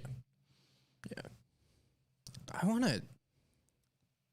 to get a Dennis Porter inside consultation on how to be as much of a pathetic clout chaser as he is. How does he do it? He's really good at it. Yeah, I don't know how these people. It's like, how do you if you're just going around there I don't know, ripping off people's shit at scheduled tweets because you want followers or likes or whatever. It's that's your measure of net worth is Twitter bullshit from retards who have no idea about anything. It's what are we doing here? I don't know. Dan Held knows a lot about a lot of things. Yeah. Very knowledgeable. Very original. Yeah. He's the blonde ponytail guy from Good Will Hunting. That's my basic summary of that guy. Oh, yeah. Something serious I wanted to talk about was what's happening in Kazakhstan right now. Oh, yeah. Have you followed that at all? Not really. Okay. I saw that they looks like they ousted their government, or at least they're trying to. Yeah. But I heard Russia was going to come in now. You think so? Yeah, I don't know much about it. If anybody's on Spaces and has been following it closely, I've heard it. I have not done any research or verified anything. I just heard it, and it just makes me think, why not? It just gives them a nice, quick piece of the hash rate really fast. Yeah. Well, I guess I'd be curious. Do you guys think we're at that point of, I don't know what the word is, adoption or whatever, that's something that factors into geopolitics? My hunch is no. I think geopolitics are starting to at least think about it for sure. It's definitely on their radars. Yeah. I don't think strategically, really, they're thinking. This one just makes me think that only because it's an easy opportunity. I feel like for Russia to do this, they're right there. Well, what's really interesting about the Kazakhstan situation is they've got really terrible export. So I saw a bunch of memes about the hash rate is going to move out of Kazakhstan, but it can't move because of the export laws unless they do some sort of underground movement of smuggle it out. Yeah, smuggle it out. So that hash rate's essentially stuck there for the most part. Yeah, and I didn't realize how fucking huge it is. Like by land mass, it's one of the biggest countries in the world. Yeah, the Soviet Union used to test all their nukes in Kazakhstan. Yeah. Yeah, sorry you had to listen to the ESG climate change bullshit, Zorn. Anytime that gets brought up in circles that I'm at, I'm pretty clear that it's like the worst thing ever. Yeah. Shout out to Ephesians. He's not here tonight, but a few weeks ago he went on that. I think was it a compass mining space, or were there just compass mining people on? Yeah, I think it was a space, and just talking about how being complicit with ESG is modern day, Nazism. I don't know. Some people really like feel nostalgic and wish they could have been a Nazi. Going back to last week's sponsor, the World Economic Forum. There's your chance to be a Nazi again. Yeah. Support those guys. Support ESG. Eric, did you see that article that Eric Kaysen posted? I did not. So one of the things that's super interesting that he brought up was that the way that the Nazis were able to get to the place that they were with the Jews in concentration camps is they framed everything around public health and essentially declared the Jews dirty in the same way that they're declaring the purebloods dirty today. Wow. Which is that's been brought up a few times by a few people over the past year, which is really interesting. Yeah.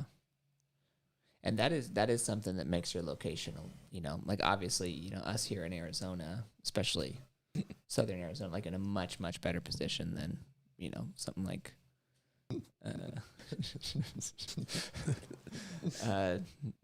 sorry, funny comments in the YouTube chat distracting me, but Arizona's better than California. I think that was my primary point. Yeah. Dom's probably a shit coiner. That's why his wife would be into Keith. Dom Mancini. It's an honor. I saw it this weekend. I was reading Technological Slavery by Ted Kaczynski. So I realized once I got here today that I had the costume already for the famous sketch of Ted Kaczynski, and decided to do that for today. But that book is fantastic, by the way. It's really good. If nothing else, read Industrial Society and its Foundations, which is kind of his manifesto core. It's 70 pages, I want to say, something like that. So if nothing else, read that. It's fucking tremendous. Yeah, it was pretty wild. I forgot why I read that, but it blew my mind. It's kind of on level with the sovereign individual as far as it being very prophetic. Yeah.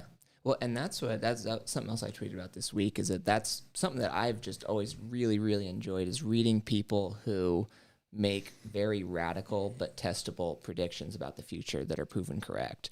Because to me, that's the signal, and everyone else is noise. Jesus Christ. Dom, you're funny. But that's just that. So the two probably biggest people, somebody like Ted Kaczynski or Malcolm X or something like that. It's like reading. I think it's incredibly valuable to read these people and understand their perspectives, and to read them not as some point by point detail of, I agree with this, I don't agree with this, he got this right, that right, this wrong, that wrong, but just reading, understanding their entire perspective as much as you possibly can. And then, incorporating that in whatever way you want to. But, yeah, somebody I think, it was 95, I want to say, that Industrial Society was originally released.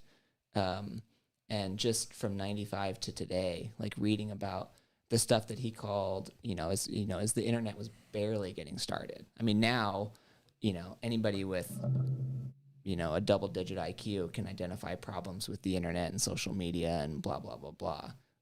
But for him to identify a lot of that stuff, and knowing that he had probably originally written it down, back in the 80s, whatever, and that he made this move when he was 25, so it would have been 67, I think. I believe he was born in 42. So 1967, I believe it's late 60s for sure. He quits his university job and goes and lives off in fucking buttfuck nowhere, Montana. And so he clearly had, at least, especially at that point, even back in the 60s, had a very, very well thought out, thesis on the implications of all of this. Yeah. And it kind of goes to show, like, the corporate press and the cathedral is so good at crafting a narrative and framing somebody some way. And from what we know of Ted Kenzinski, he was a bad guy. It's a really terrible thing to go and, like, mail bombs to people. But there's a lot, that is pretty questionable about, that story. Is like, he probably was not doing it alone. He very well could have been in bed with the feds. He was actively experimented on with MK Ultra. There's, and that's not conspiracy theory stuff. Like, that's, not at all. Yeah, totally out there. If you go and you read into it, but no, I'm a personal responsibility maximalist in general. Like, I don't think he can say, oh, it wasn't my fault, it was the CIA's fault. That's not at all, I think, what the point is. But the point is, like, understanding what creates somebody like this, and then like reading through his life. Like, there's I'll find the article and tweet it out, but there's a really good article in The Atlantic, back before they turned into just absolute raging blue-haired communists. This is like probably a 20-year-old article. And just like it's just the early history of his life, how fucked up his childhood was, how fucked up his experience at Harvard. I mean, the guy went to Harvard when he was 16 years old and went straight into an MK Ultra experiment. He had this health condition, off the top of my head, I can't remember what it was, but at a very, very early age, like I think he was like on 2, something like that. That basically, long story short, he was totally isolated and left alone in a hospital, and his parents couldn't come visit, like barely had any human interaction, and everyone in his life talks about how he went into that experience normal, happy, go lucky kid, and came out of it more or less. They're like, yeah, there's something really, really big change. Like, they're just like the life went out of him is a phrase that a lot of people use to describe him. Yeah, describe that. The more you read into MK Ultra, though, the less I don't know how much you can argue about personal responsibility. That's a good point. That's a very yeah. Now that you mentioned, I would agree with that, because there's some pretty crazy stuff. I mean, the CIA published that they can essentially remove and replace people's thoughts and memories. Or not thoughts, but memories. And, I mean, it's near certain that Charles Manson, the reason he was able to do all that stuff is because he was trained in these techniques and knew how to use these kind of techniques and LSD and all that to start his cult. Yeah. I mean, when you look at Manson, I think we talked about this a few times, but if you look at Manson, how do you get this guy that's a high school dropout and deadbeat going to masterfully controlling people's minds and getting, like, the people that were a part of his family, or the family that went and murdered people like Sharon Tate and other people, were normal people, for the most part. They grew up in, like, normal middle class families, and they go on to do these awful things. And it's like, there's no way in hell that this guy didn't have some sort of professional training. And I think one application of all that stuff, to us, everybody listening, whoever, is just to be very, learn, explore, research, all that kind of stuff. I'm into conspiracies. I don't, I'm just not much I try to avoid. Stop fucking lying! But like I don't just be very careful about what the influences are, and like make sure I don't know. Like, there's just, I'm not personally religious, but I definitely think there's a lot of really, really dark shit going on out there, and it gets used by these parasite elites. It gets used by, the establishment, like all this kind of stuff, to do a lot of horrible stuff. So it's like, just be very, very conscious of what is influencing you. Like, don't, somebody tries to, like, oh, I got this fucking black magic ritual. I'm like, go fuck yourself. Get that shit away from me. Don't ever talk to me again. Yeah, there's that stuff. I've ran into that stuff in Tucson, and it freaks me out, and I try and avoid it. My girlfriend sages the house. Yeah. In Palo Santo to cleanse it, because we got a lot of that weird witchcraft nonsense. But yeah, I mean, there's like this idealized world, and this is something, I talk about, is like we have to be careful about the content we consume.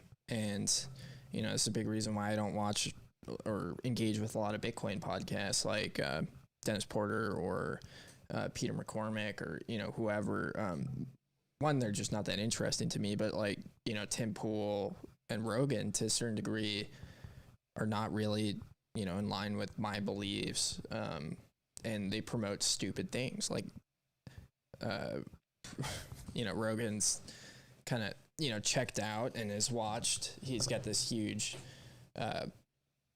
viewer base that he could have been having these types of conversations like a very, very long time ago and had some major influence, and he hasn't. And then Tim Pool's out there talking about how you need to go and like primary politicians, and that's like somehow going to be the solution. And that's just like complete and utter bullshit. We're not going to get anywhere by engaging in the political structure. And so, I choose not to, give my time and energy to those podcasts or, whatever, as much as I can, because it's dumb. Mm-hmm. That's something I think people really underestimate is like, the market for these things. It's like you give your time and energy to things that like, that's why I'm on Bitcoin Kindergarten every week. And that's why I watch, this guy that we're having on next week, Shane, Liberty Under Attack. I mean, there's so many good things out there, good content out there that you can consume and support that's actually aligned with your beliefs. Because I feel like I go and watch Tim Pool and I'm getting cucked. Yeah. Essentially. Well, he's just, it's that. I mean, Rogan's a lot better, but Rogan does some of the same stuff. Yeah. Where, I mean, just recently there was I don't remember which, I saw a clip on Twitter of Rogan, and they're talking about, it was back when Elon Musk first went on, and Elon Musk is talking about how, basically they're gaming the numbers. And Joe Rogan is like, really? Do you think they would do that? And it's like, that has to be fake. It has to be fake. It's like Joe Rogan was, he was in onto the moon landing being fake back in the 90s.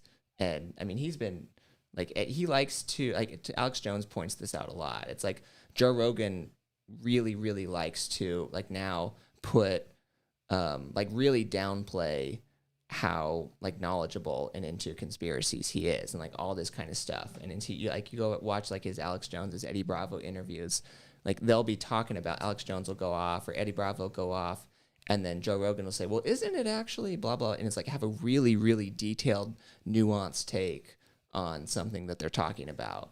And so it's like when I see him, like, oh, do you really think they would game the COVID numbers? It's like, go fuck, they are. Come on, like, why are you? I don't know if he's trying to make himself more, like, less of, I don't know, like more applicable. I don't know, appealing to the mainstream. I don't know what exactly the goal is, but it's like that to me. Like that has to be fake. There's no way that's real. Yeah, and that kind of goes to, this idea of the remnant. Like this is Peter McCormick's whole idea is he pretends to be the stupidest person in Bitcoin. Yeah, and pretends. Well, yeah. I mean, some of his tweets recently. He's definitely not the stupidest person in Bitcoin. There's some pretty stupid people. But yeah, that's kind of like his model of. Yeah. But yeah, I mean, it's just. I think the gravity of the situation is pretty fucking serious. Yeah. Like we're watching awful things happen to people around the world. You could argue that we've watched genocide happen. Yeah. Over the past year. Oh, I think there's a genocide happening right now. 100%. Absolutely. And it's scary as fuck when it comes to the kids. It's fucking terrifying. Yeah. And I've been spreading the truth, man. You have to. Mm-hmm. And anybody promoting this shit is bullshit. Yeah. And you can look at the vax stuff, but you can also look at like the lockdowns and what that's accomplished. Mm-hmm. Because people might be a little bit more on the fence about the vax, which, well, their opinions will probably change in 6 months, but they'll definitely change in 3 years. Yeah. when they can't have kids. But or they're not. Yeah, or they're not alive. But I mean, you just look at like the impact of the lockdowns, of what that's had on people, the amount of people that have died, you know, in the U.S. But then you go into developing countries where the infrastructure isn't as developed, and it's a billion times worse. Yeah, absolutely. Oh, mass formation dread, great, nice dread. How you doing? Oh yeah. Speaking of which, the fact checkers have come in, guys, and mass formation psychosis is not a thing. Yeah. So Reuters, which has absolutely no affiliation to Pfizer, established that it's fake. So you guys need to quit spreading lies. Yep. We're more affiliated with Pfizer on this show than they are. Dread posted a video today of this chick getting chased by a bear who had no idea. I had to correct just a little bit. The bear wasn't chasing her; it was running away from Ben the Carman, who was trying to fuck the bear. So if you watch, go to Dread's Twitter. It looks like the bear is chasing the snowboarding lady, but actually, if you could zoom out and look a little bit more, you would see Ben the Carman chasing the bear. Going to fuck it. Gosh, I need to go snowboarding. I can't believe I haven't done that yet. I need to do that. My favorite is everybody ripping on Minnesota Bear now. Yeah. Every time he posts anything, gay bear, gay bear, gay bear, gay bear. Shut up, bear fag. I don't know. I like Minnesota. He annoys the shit. I like the show. I'll tell you that. Why do people like Peter Schiff and why care? Oh, Peter Schiff, because he makes a fuck ton of money off of this. Like all of his the only reason anyone knows Peter Schiff's name is because he went on a couple episodes of Rogan back in the day. But really, the only reason anybody knows Peter Schiff's name is because he gets so much engagement from Bitcoin. I mean, if it wasn't for him shitting on Bitcoin, he would have nothing. But the reason why he gets engagement is it's like the same thing with Francis Coppola. These morons that are out there. It's like it's just very obvious trolling, and people falling for it are just feeding the troll essentially. Like, why do you feed the troll, and why do you care what this moron says? I think it's this similar business model to Breedlove too. Yeah, it's like once you get a certain amount of note. I mean, like Peter Schiff can probably get $75,000 for standing on a stage at some random ass conference, some corporate event. So like, it's a lot of people don't realize how much money is in this speaking bullshit. Like that's my guess is, like a bit of, I don't want to speculate on Breedlove specifically, but it's just there's just a lot of nefarious motives that come out of that. And it's like you get into a world where somebody's like, oh, I don't know, you just get like these speaking gigs, and then out of that you can get like, I have known people who do like that kind of speaking stuff, and then you get consulting, like strategy consulting projects, and it's like, it's obviously bullshit. Nothing really comes of it. You're like, oh, I'm working on strategy for XYZ company to launch this product and blah, blah. And they're just paying you a lot of money to know you, is a lot of the way it works. And so I would guess that Schiff gets a lot of that stuff. I would guess Breedlove's income from speaking and consulting to companies that he doesn't necessarily want people to know about is probably pretty high, on top of getting fucking wrecked in trading. But what I'm saying here is like, yeah, you can call out the scammers, and that's important. But why is everybody so emotionally invested in this? Oh, in Peter Schiff or whoever. Yeah, no, I don't know. I mute him. I don't interact with him at all. Yeah, I think people. Yeah, it's like a dopamine hit. They like the drama. I guess. Yeah, I'm a troll. I troll a lot on the internet, and I'd like to think that I'm okay at it. I don't know. Does anybody on Spaces have any idea why people give Peter Schiff the time of day? Why you guys get butthurt about Peter Schiff? Probably not anybody here, but speculation.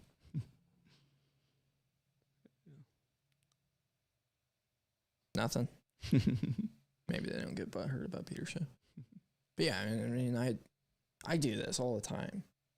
And like the goal of the game, like I think they were talking about this on Bitcoin Kindergarten when Ephesians was on there, is like rule one of being on the internet is you don't get emotional, you don't get angry, because the second when you have two people trolling each other on the internet, you're trying to get the other person upset. Yeah. And once you do, you win. Right.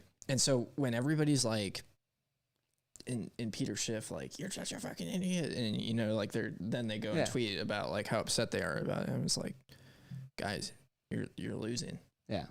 Like, this is what he wants. Like, the reason why he's engagement farming intentionally, you know, because he's relevant because he shits on Bitcoin. Yeah. But, yeah. It's true. So. As they poke me and I poke them back.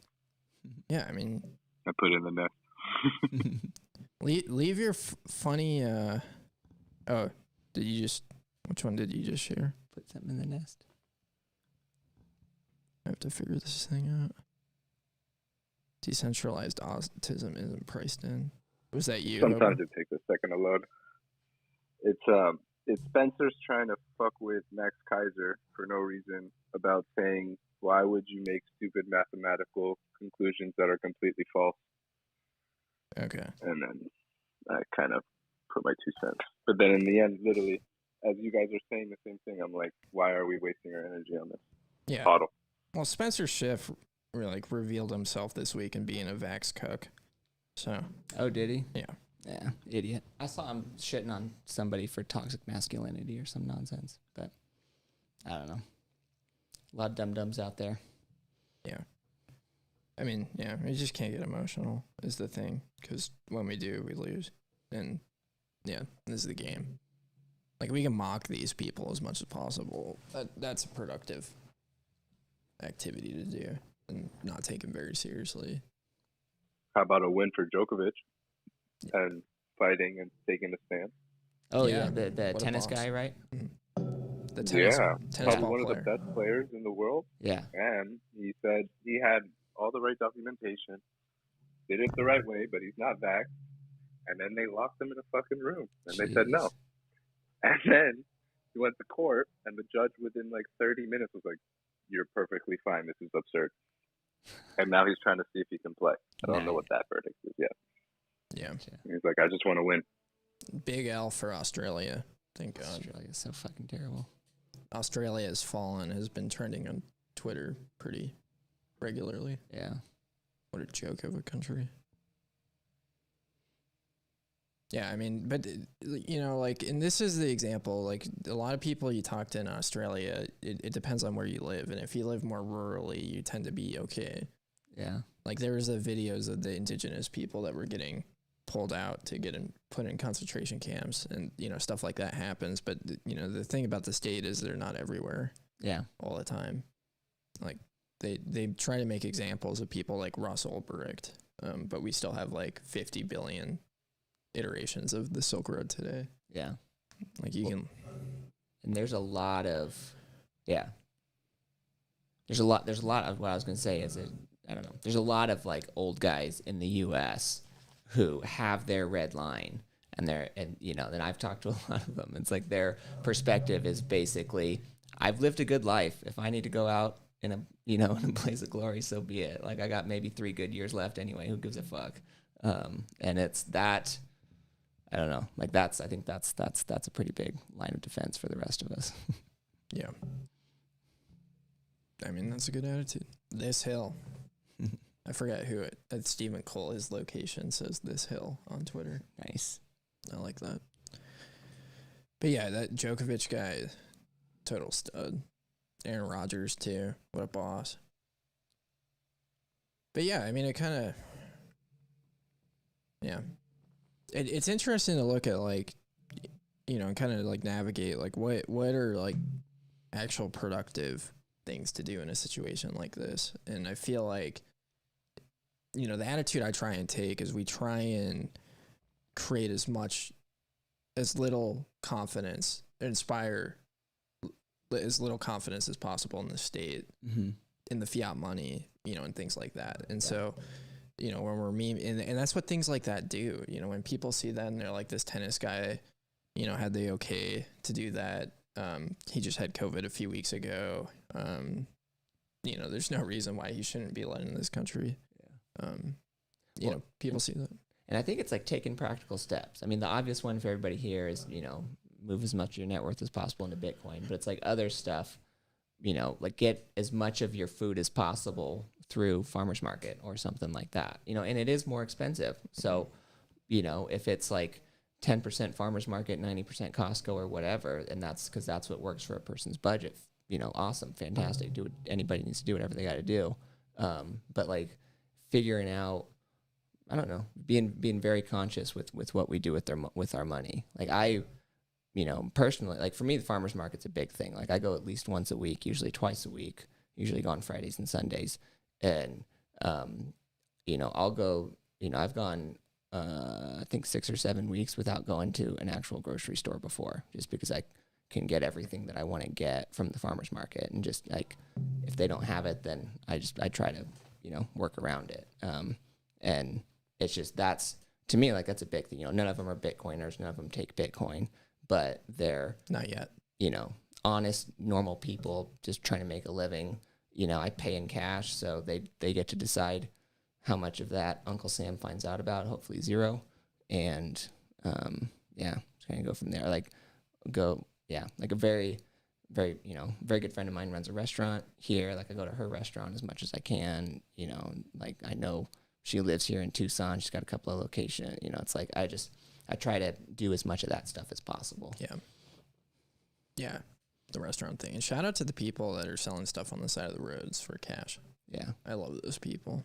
I try and the food trucks and, you know, all those people hustling. Yeah. That's, we'll know we live in a free society when those people are selling AR-15s and AK-47s. Is that a good metric? Yeah. When you can buy an AK-47 at a stoplight for cash. I wonder what the laws are, because you might be able to get away with it on private sale. Yeah, that's really interesting to think about. Like, what is the threshold for?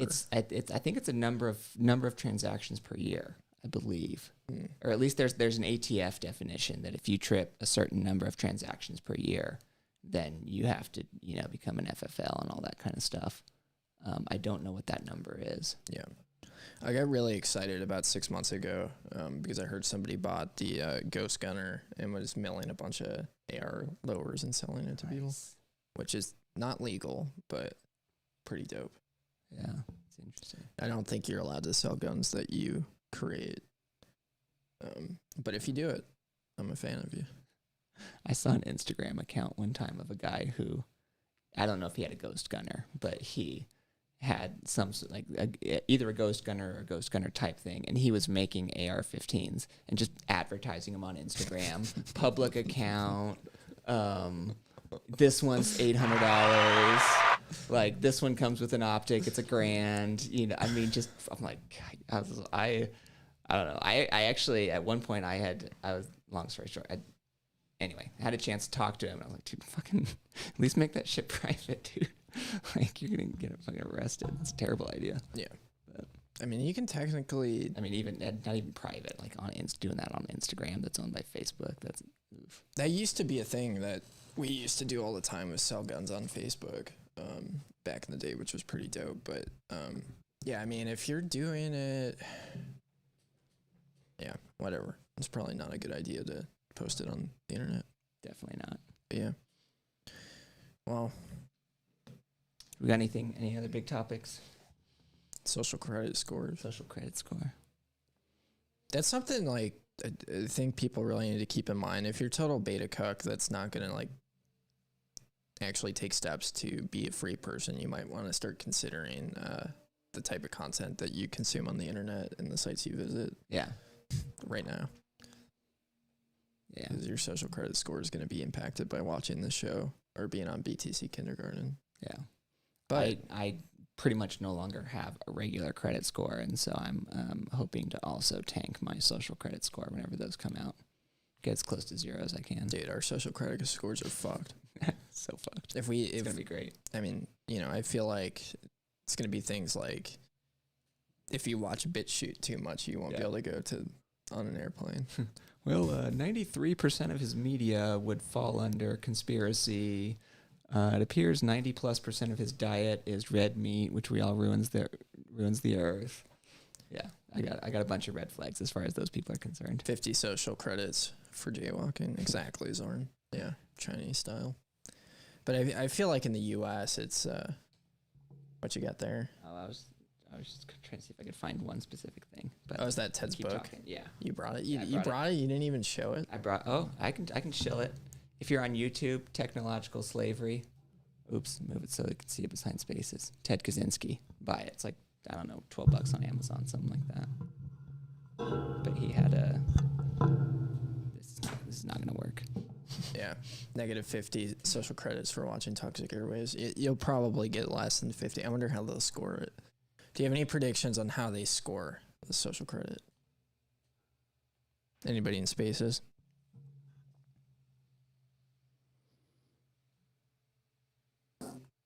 No. Okay.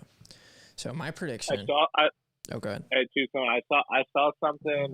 I don't know if it was actually related to the social credit score, but it was in regards to, I think, like COVID vaccination status, and they had all kinds of different categories with like health and like I forget what it was, like social media, but one of them was like proximity to like fertilizer, guns, like criminal charges. So they'll have a whole bunch of metrics to figure you out, and then like add your Amazon data, your Facebook data, all that shit. I don't know.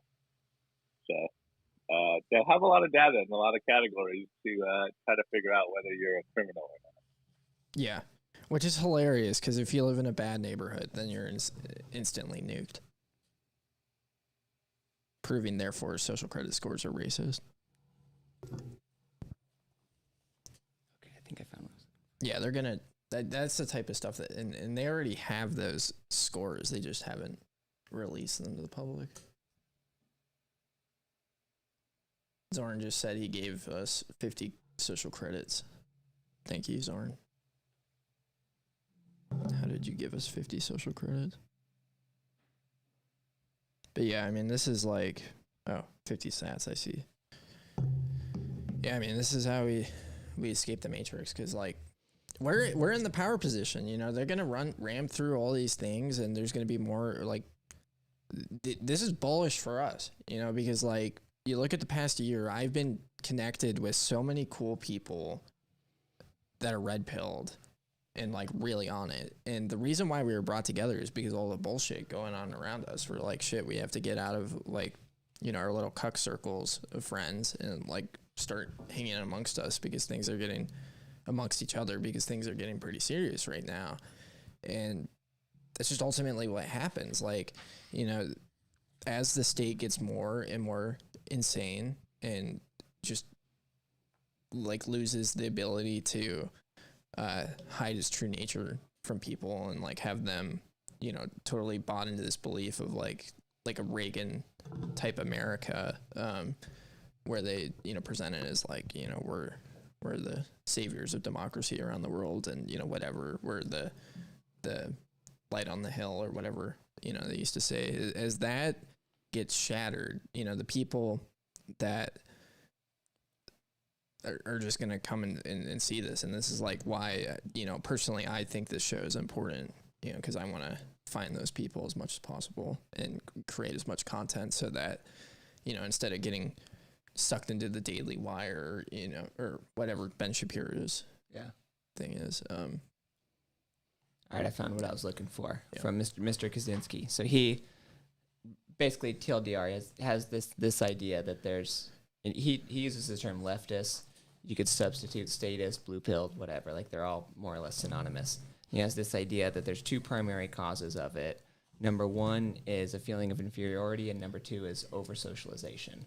And so he's just got, I don't know. For me, that's very helpful, and there's a lot more detail in the book, but it's a very helpful framework to look at all this stuff through and to kind of understand the people that are still taking COVID serious, all that nonsense. But there's one quote where he says, in other words, so it being over-socialization. So he's talking about over-socialization specifically. But he says, it can express itself only in superficial matters. In all essential respects, most leftists of the over-socialized type want to make, and here he's talking about like racial issues. And he says, want to make the black man conform to white middle-class ideals. And blah, blah, blah. He's talking about the issues that they have. And he says, the system couldn't care less what kind of music a man listens to, what kind of clothes he wears, what religion he believes in, as long as he studies in school, holds a respectable job, climbs the status ladder, is a responsible parent, is nonviolent, and so forth. In effect, however he may deny it, the over-socialized leftist wants to integrate the black man into his system and make him adopt his values. And it's, and again, there he's like narrowly focused on racial issues, but it's like basically the idea is it's like these people, like they, there's one of the reasons I think that like postmodernism and all this stuff, relativism, all that stuff's taken off is because it's no threat whatsoever to the existing power structures and all these, like everything that they're trying to do. They don't give a fuck what your religion is. As much as possible, they want you to fight about religion. Like, they don't care what kind of music you listen to. They want you to fight about religion, or fight about music. They want to fight about all this stuff that doesn't matter at all whatsoever. And it's so that you don't actually do, engage in things that are actually destructive, like opting out, like, being a part of these parallel systems. And there was one other one. If I can find it. Yeah. What a dude. But I'm glad you read that too. You just described everyone in Canada. That's what Zorn said. Yeah. Poor Canada. Oh, and then another super helpful framework he has in there is like this idea of a power process, and that people gain autonomy. And he has a very interesting definition of freedom, like in the sense of basically like ties it really closely to autonomy, and to being as what we would call sovereign. I don't know if he uses the word sovereign, but it certainly aligns with I think how a lot of Bitcoiners use the word sovereign. But another one that I was reading, this is paragraph 58 if anybody cares, but it says it'd be possible to give other examples of societies in which there has been rapid change and or lack of close community ties without the kind of massive behavioral aberration seen in today's industrial society.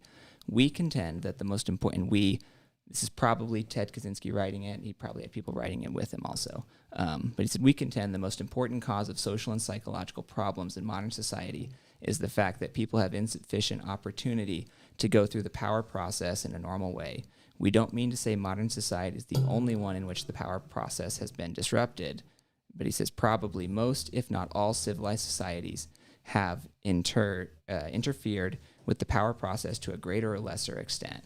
And again, goes into a lot more detail, but it's like the reason that's so significant is because that's one of the main ways that they keep people in this state of fear, this like state of like always being reactive and not being actually proactive. And, we're seeing so much of that stuff today, I think, of people being denied the ability to have autonomy, to make their own decisions, to live their life as they see fit, to go through what he calls this power process of like actually having power and agency over our lives. That was another one I thought was just a pretty kind of helpful framework. And again, like that passage was probably written in the 60s, originally published in 95, but was probably written back in the 60s. And to be that early and that correct is pretty fascinating. Yeah. No, and that's really good. That's really, really good. And yeah, I mean, this is like getting too caught up in like whatever the parasites are doing, like everybody's talking about like AOC getting COVID and, being in Florida without a mask on, all this stupid bullshit.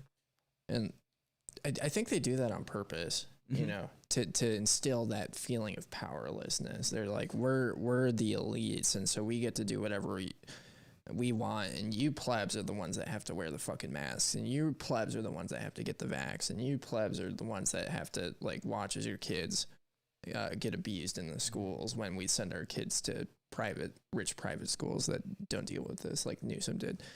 And the counter is just eliminate them. Like you have no power here. Make them irrelevant. Yeah. And be powerful. And this is like why I think the stuff that Texas Slim is doing, she stuff like that is like, it's like, okay, you have the Bitcoin, you're running a node, you're using it privately, you're stacking non-KYC stats, and now you build a life, and you do all these things. Like, this is the base. You grow your own food. You start to do cool things. You start producing things. The 3D gun community is super cool. Yeah. You know, that's the next step. Yeah. And I think all of that would fall under, definitely what he's talking about in there, and just that idea of being empowered to make very big dramatic decisions about your life. Like, you know, they say don't have kids because something climate change. Hey, go fuck yourself. I'm gonna have 12. You know, they say if you want to work, then you have to put the Bill Gates poison in your body. It's like, hey, go fuck yourself. You don't have control over my income. Like there's nothing you can do to affect my income. So no, I don't have to listen to you. You know, it's just like all the way down the board. Like, oh, well, you know, if you want your kids to go to school, they're going to be taught this, this, and this. And it's like, yeah, well, how about I homeschool and you just don't matter anymore? And there's so many ways that I think we can and must go through that. And again, based on whatever you value. If you don't want kids, then that one doesn't apply. Who cares? You know, totally fine. But just like any whatever it is that you care about and value, there are a lot of ways to take back sovereignty over that and to give yourself that power over your own life and make Klaus Schwab and the rest of his demons slightly less relevant. And this is like, you know, kind of going off of that. There's something, you know, Laser Huddle gets a lot of shit, but one of probably the most powerful thing he talked about was creating this network of vetted individuals in your life. You know, and I look at like, I was thinking that they were going to have another round of lockdowns, potentially nationwide, statewide, and it would impact our ability to have Bitcoin meetups and not wear masks. And like one of the cool things is like the meetup that we had run in Sierra Vista, we had one meetup with like publicly, and the rest was at the guy's house. And you know, they can't stop that. You know, there's all these things that they can't stop, and it's, you know, like there's no reason why these people should have power over our mental health.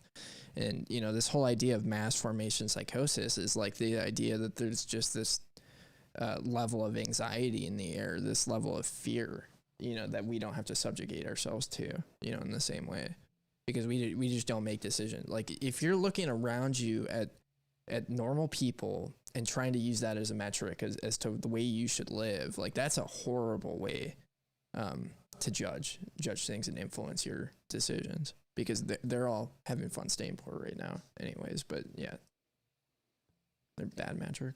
One last passage from Industrial Society and whoever his co-conspirators were. And keep in mind, this is probably written in the 60s. He says, it is overwhelmingly probable that if the industrial technological system survives the next 40 to 100 years, it will by that time have developed certain general characteristics. Individuals, at least those of the bourgeoisie type, who are integrated into the system and make it run, and therefore have all the power, will be more dependent than ever on large organizations, aka corporations, Walmart, Amazon, blah, blah, blah. That was me. They will be more socialized than ever. And again, getting back to that idea he was talking about of people being over-socialized, and their physical and mental qualities to a significant extent will be those, wait, I lost my place, that are engineered into them rather than being the result of chance. It's like, I don't want to read that part. And then whatever may be left to wild nature will be reduced to remnants preserved for scientific study and kept under the supervision and management of scientists. So it's like basically, you know, again, decades ahead of time, going through this idea that there's going to be an overclass, you know, an upper class that sort of basically what we're seeing now is that there's elites, they have their corporations. Those corporations are exempt from all the rules. Amazon doesn't have any rules applied to it functionally. They can do whatever they want. They can stay open when your neighborhood restaurant goes bankrupt. They've got Fed money so that they can just buy everybody up because they can borrow forever for nothing. And it's creating that, you know, that type of class, you know, bourgeoisie is using a Marxist term, but it's just like that idea of that there's going to be some people who figure out how to exist and prosper within the existing system. And up until Bitcoin, I think, you know, is an extremely extremely pessimistic potential future. Yeah. No, that's really good. Yeah. I went and grabbed books because I felt like I don't know why. I saw Block Size Wars. I like that. Yeah. I was looking for like some good. All that stuff was before my time, so it was awesome to get a little history lesson. Yeah. I like Skeeve, the story time with Skeeve. No, yeah. Yeah, I mean, and like going back to this topic, it's like, yeah, these people are evil and they're terrible and they have a lot of control right now, but we're sitting in the power position, you know, because essentially what they're trying to implement is just complete and utter bullshit. Right? Like they're not building anything based on truth. Nothing that climate change. First of all, the climate isn't real. Second of all, like the whole narrative around, like, look at what's happening in Germany right now. You know, they're having rolling blackouts, or what's happened in California, you know, periodically because as a result of these climate policies. Like, you know, they're just building, you know, these narratives and ideas based on complete and utter bullshit. And we actually have the truth. You know, anarchism is not just, it's the natural order of things. You know, people are meant to be free. And this is something that's brilliant about humans. You go to the most totalitarian country like China, and people aren't following the laws, you know, despite their social credit scores. You know, people are using Bitcoin. People are risking their lives to do things like meet together to explore religion, which is incredibly illegal, and they can get thrown in concentration camps for as a result of doing it. Humans are meant to be free without rulers, and markets are meant to be free, and that's the way that they effectively function. And when these totalitarian policies come in and they distort markets and they try and clamp down on human freedom, they fail, you know, and all these alternatives and black markets come about. And it's something to be incredibly excited about because we actually have depth and weight behind us, and they just have vaporware, you know. And it's like this whole idea of, like, you know, Bitcoin competing with Ethereum, you know. One is actually legitimate, and the other is just a marketing gimmick that to get all the lemmings involved with. And there's no competition there. One's going to win out for a reason. And so it's a time to be, like, incredibly bullish, and they try to make us incredibly demoralized because we have the ability to critically think and we see the things that they do, and it's incredibly discouraging. But fuck them, you know, because they don't matter. Like Dr. Matt Hines, you want to charge me with that's murder? The Tucson guy? Yeah. Yeah. You want to charge me with murder for being unvaccinated? Go fuck yourself. I don't care. Yeah. And they I don't care. And they are irrelevant. That's what's beautiful. It's awesome. Yeah. And that's just the like, we should celebrate that we have maniacs that are that stupid and bad with messaging. We should be concerned if they're very, very effective at messaging. It's amazing having Joe Biden in office. Absolutely amazing. Yeah. We should all cheer that Joe Biden is the president because he can't even finish a fucking sentence and he shits himself in front of the Pope. Like, that's the person that we want president, hands down, so that people can see the charade. It's also part of the humiliation ritual. It doesn't work as well if it's not insane. Yeah. That's a good point. Well, we're coming up on 2 hours. Anybody in Spaces have any comments? Any other quotes you want to read? I don't want to be the only one. No, I'm just kidding.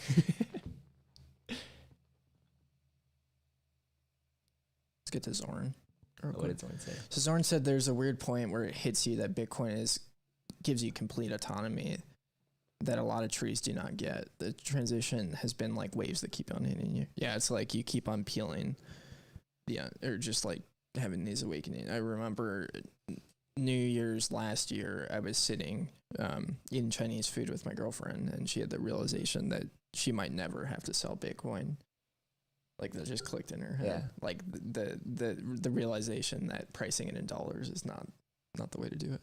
Yeah. Real quick, Zorn said trees. So for people listening, so that's, I don't know, I can't remember where exactly that originated, but it's just basically this idea that it's kind of, I don't know, it's a meme we've talked about here on Monday nights here and there, but it's like this idea that these blue-pilled people, these people that, you know, everybody knows who they are, it's 80% of the population, like the appropriate way to, you know, to interact with them is to just treat them like trees. It's like this person who's says, oh, AR-15s should be illegal and kids should wear masks or what, like that. That's not a critical thinking human being with a high level of consciousness. That's, essentially a biological organism who's responding to stimuli. And, it's just kind of, that's an idea we've kicked around here, on this show, is just basically the idea that the appropriate way to interact with those people is to treat them like trees. They're just kind of in the background. They're there. They're not positive or negative, and they are completely and utterly irrelevant to anything that we are trying to do. And it's like this idea that, nobody would ever say, oh, well, Bitcoin can't succeed because there's a bunch of trees growing over there. It just makes no sense. And it's like, I think it's equally nonsensical to say, not that Bitcoin won't succeed, but it's like, oh, we're going to have all these problems because of the masses. Like, they're not going to get it. They don't, we need mass adoption. They don't understand it. We need them to be sovereign. I go, no, most of them never will. It is what it is. Like, essentially none of them will ever control the UTXO. That's, that's not positive or negative. It just kind of is what it is. It's an observation. And because a very, very small percent of any population will ever be sovereign. I think that's undeniable for anybody that spends a little time looking at history. And anyway, yeah, just that's the idea. That's what Zorn meant by trees. Just like this unthinking mob that is totally irrelevant and is really easy to get absorbed with. And it's really easy to get upset at them or whatever. And it's like, at the end of the day, like, these people are trees. They're well trained. They should be looked at like a well trained German Shepherd or something like that. It's like, oh, they do good tricks. They know how to listen to their master, the TV, and that's kind of more or less what there is to it. Yeah. German Shepherd might kill you though, Steve. Yeah. Okay. Well, yeah. I guess a well trained German Shepherd will actually kill you. Though. I guess in my original tweet on the topic, I said corgi, so maybe that's a better one. Yeah, and that's corgi. Yeah, way better. And that's why you have lots of guns. Yeah. Because at the end of the day, like, sure, there are people that want to put you on the train cars, but yeah. I don't know. What do you think about that, Optimus? Like that kind of idea in general? I honestly, ever since you told me about it, I really like it. I haven't fully integrated it into my being yet, but I definitely like that framework. Like, I haven't told you guys, but I was at the grocery store the other day, and you guys know I'm in Commieland over here, so they're enforcing masks again, and I'm just like, I'm not even really wearing a mask. I'm trying to avoid it, and I'm in line talking to my friend, and this guy, it's like some old bald dude, like old bald little short blob. Like, he backed up and I moved forward and I ran into him, right? And we're supposed to be 6 feet distance and wearing masks and all that dumb shit. And he looked back at me and he's like, bro, step back, put your mask on right. And I didn't even acknowledge him. I was just like, oh, whatever, bro. Like, didn't even like focus as if he was even there or something, and he just like quickly turned around and didn't say a goddamn thing. But like, I like the idea of like, you kind of have to treat these people like children, I guess. But I don't want to say that because then we come off as condescending. But like, they've shown their hand, and like they're literally the intellectual yet idiots that are complying to, like taking away their own personal liberties. They don't even know what they're doing. So this idea, it's a good idea, like, treat them like they, are in the background and they literally like don't have a say. I kind of like that. But of course there is some attack vectors of people being like, oh, you're insensitive and all that stupid, like SJW attacks. But I'm with it, Steve. I'm down with the aggressive memery, so let's get it. Yeah, and I personally would be 100% okay with being condescending towards these people. Like, I don't think they have anything that resembles a valid perspective on reality or the world or anything.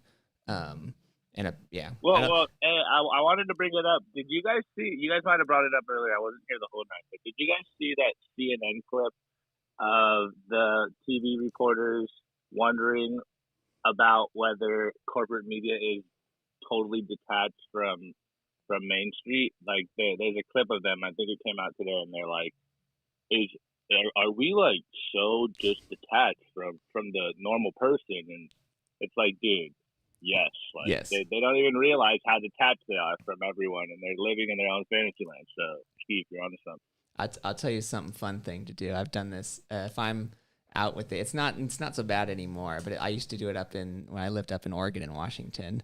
And not even just COVID stuff, like just in general. If I'm out with the kids and we see some adult being crazy, like to have, so like anytime we see something like that, I always try, not always, but I try it as much as possible, like have a conversation with them about it. Like I want to, as much as humanly possible, I want to treat them like adults, and I want to talk through, what are we seeing? What are we observing? What are the implications of that? What do you think about, I want to hear what you have to say about that, all that kind of stuff. And so, but it's like a really fun thing to do is to have that conversation within earshot of the fucking lunatic. It's amazing. Like one time when COVID was first starting, we were up in Oregon and we were hiking on a trail, and this lady, we of course didn't have a mask. We're fucking hiking out. We never had masks, but we were hiking outside, so we're especially not going to have one. And this lady flips her shit. It's just me and the two kids, and she's like, "Where's your mask?" And I'm like, "Oh, we don't have one." And we just walking by, and so we're like walking behind her. She keeps turning around. She keeps like glaring at us, like being very like rude, like very aggressive or whatever. And she keeps giving us all these dirty looks. And so she's like, maybe 10 feet away. And so I start having a conversation with them about how, hey, I'm really sorry, you guys, that you have to see this adult act like that. Like, I know that's, you guys, you're much younger, you're little kids, but you obviously know, that's not how we act. That's not how we talk to people. Just like making a whole object lesson out of it, but so that she can hear it. And she's literally turning red, like, steam coming out of her ears. If it was a cartoon, like this lady is so fucking pissed, and she's like 95 pounds soaking wet. So it's, it's obviously not anything that I'm concerned about. I can say whatever I want. She can go fuck off. But just like that level of like blatant disrespect and mockery towards these people, I think is super important. And again, like if you can, I don't know, bring kids into it, that just makes it more fun. Yeah. But we would do that, or like we'd be in a store, somebody be really rude about whatever. Like I said, it doesn't have to be COVID stuff. Like I did this before COVID, and just to like talk through that of like, oh, this is obviously a mentally deficient human being. Because like kids need to understand that. Like they're like, wait a minute, why did this lady just start yelling out of nowhere? Like that's not, no one in my family does that. No one I know does that. Like what's going on here? This is weird. Like they need to understand, as much as they can what exactly is going on there. And so to have that the conversation that needs to happen anyway, rather than doing it in the car later, do it within earshot of some fucking lunatic up in Oregon is a good time. That's brilliant. And I think what it comes down to is it's like, I don't know, I try and live by the zero aggression principle as much as possible. And so I don't go out to instigate and pick fights. Yeah. And what you're talking about is like when somebody comes after you, that's when you respond with, the internet's a little bit different in that regard, but in person. But I mean, the attitude I try and have, like, these people are sick. Mm-hmm. They're like really spiritually sick. Yeah. And giving them a lot of power in your life is just not worth it. It's like the guy yells at you at the supermarket for bumping into him or whatever on accident. Yeah. It's like, it'll probably ruin his day. Mm-hmm. Why would you give it much attention? He's the crazy lunatic. It's like, I mean, why would you? It's kind of like these people are like, so I knew this guy that was a compulsive liar, and he would talk out of his ass all the time about stupid stuff. And so I used to work at a car dealership, and one of the things he told me was that you don't put synthetic oil in your car engine because it over lubricates it and it can hurt it, which is probably the most retarded thing you could ever come up with, because synthetic oil is far superior than regular oil. Ever after that, it's just like I don't take this guy's opinion on auto mechanics seriously ever. Yeah, because he and I think it like in a relationship, the term would be like maintaining frame. And I know Optimus knows a ton about this, probably more than I do. But it's like it's a similar dynamic to a lot of conversations. Like in those types of scenarios I'm describing, like I'm always extremely polite and respectful. Like I'm saying stuff that pisses them off to no end, but I'm extremely polite and respectful. I'm not respectful at all, but I'm extremely polite. I'm not mean. I never swear. Don't raise your not like I voice. never swear in front of my kids, like that kind of thing. Like I definitely do, but I don't. Like in those types of scenarios, like it really is like I'm like, hey, I'm really sorry you guys had to see an adult act like that. Like you as a whatever, like if they're 5 years old, you as a 5-year-old, you obviously know that's not how we talk to people. That's not how we treat people. Just like talking through it, but yeah, just doing it around them and. Just makes it extra fun.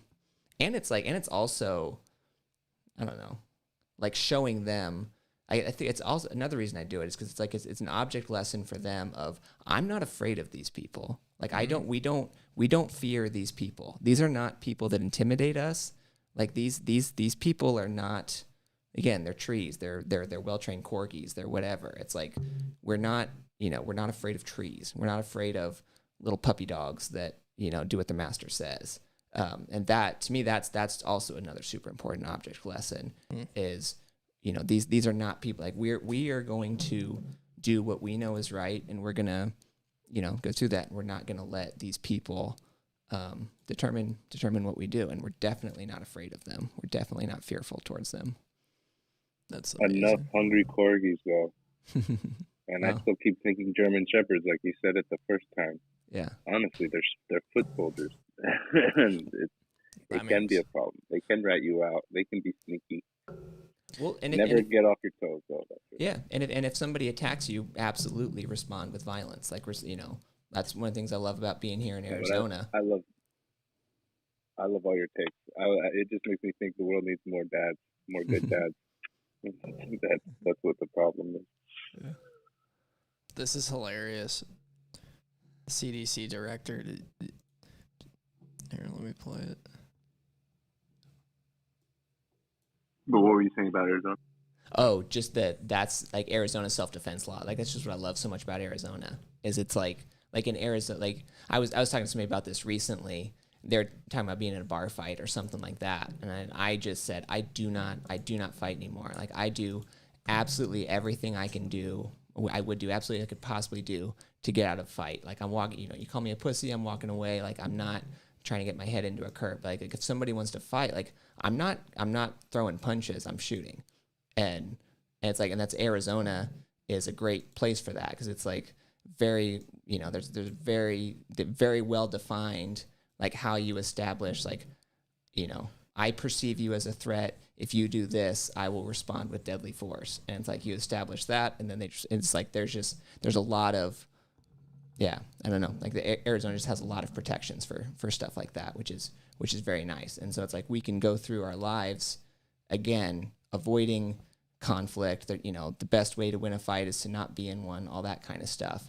But it's like if somebody squares up, puts their fists up and squares up with me, and thinks they're going to punch me in the face, they're probably going to die. And it's just, and I don't want, I don't say that lightly at all. But it's like so I get not like never respond with force, like never protect yourself. Like obviously protect yourself, use self-defense, things like that. But as much as possible, just realize that these are severely mentally deficient human beings that more, need to be left alone just as much as possible. Like, yeah. Like just in the same way that if a German Shepherd with a bunch of foam around its mouth was growling at you and then went to try and bite your kid's leg, like that German Shepherd's not going to make it. And it just kind of is what it is. Yeah. Luke Radowski just posted that 75% of people that died of the Wuhan flu had comorbidities. Wow. And 25% had 3. From my days in martial arts, if you have to fight, it's best not to fight. But if you fight, it's best not to lose. Yeah. Sensei. Yeah. Yeah. I love that. Do you guys really think the CDC is going to give us the information about the COVID, the actual results of like had or like died from? No. I think anonymous hacking in and releasing the data is the only way we would get access. Yeah. We still don't know. They haven't released the Kennedy files, so. I think Trump pushed that back too. Yeah. Yeah, Trump sucks. Anybody that thinks that Trump is like somehow better than Biden, they're fucking Trump tried to push interest rates to negative. And so for everybody out there calling it Biden inflation and whatever, Trump would have printed just as much money, if not more. This guy was a fucking maniac, lunatic that wanted to, his administration tried to assassinate Assange. He's super close to the printer. Mm-hmm. Yeah, and he was on it. Like, we don't know that Biden was on Epstein's plane, but we do know Trump was. Yeah.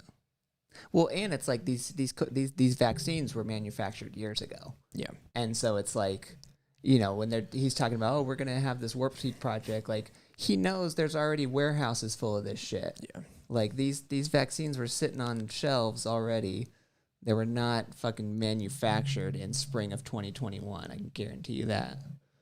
Well, or at least most of them were, and I'm sure they've got facilities going making new ones or whatever. But yeah, I mean, maybe. I would say maybe, but they definitely had the vaccines pre the formulas created. It was all planned out. But yeah. Anyways, we're at 2.5 hours. Start wrapping up. Meetup tomorrow in Gilbert. First Gilbert meetup. I should be able to make that one. I think I can get up there for that. Yeah. Stoked to hang out up there with those guys. Love George McHale.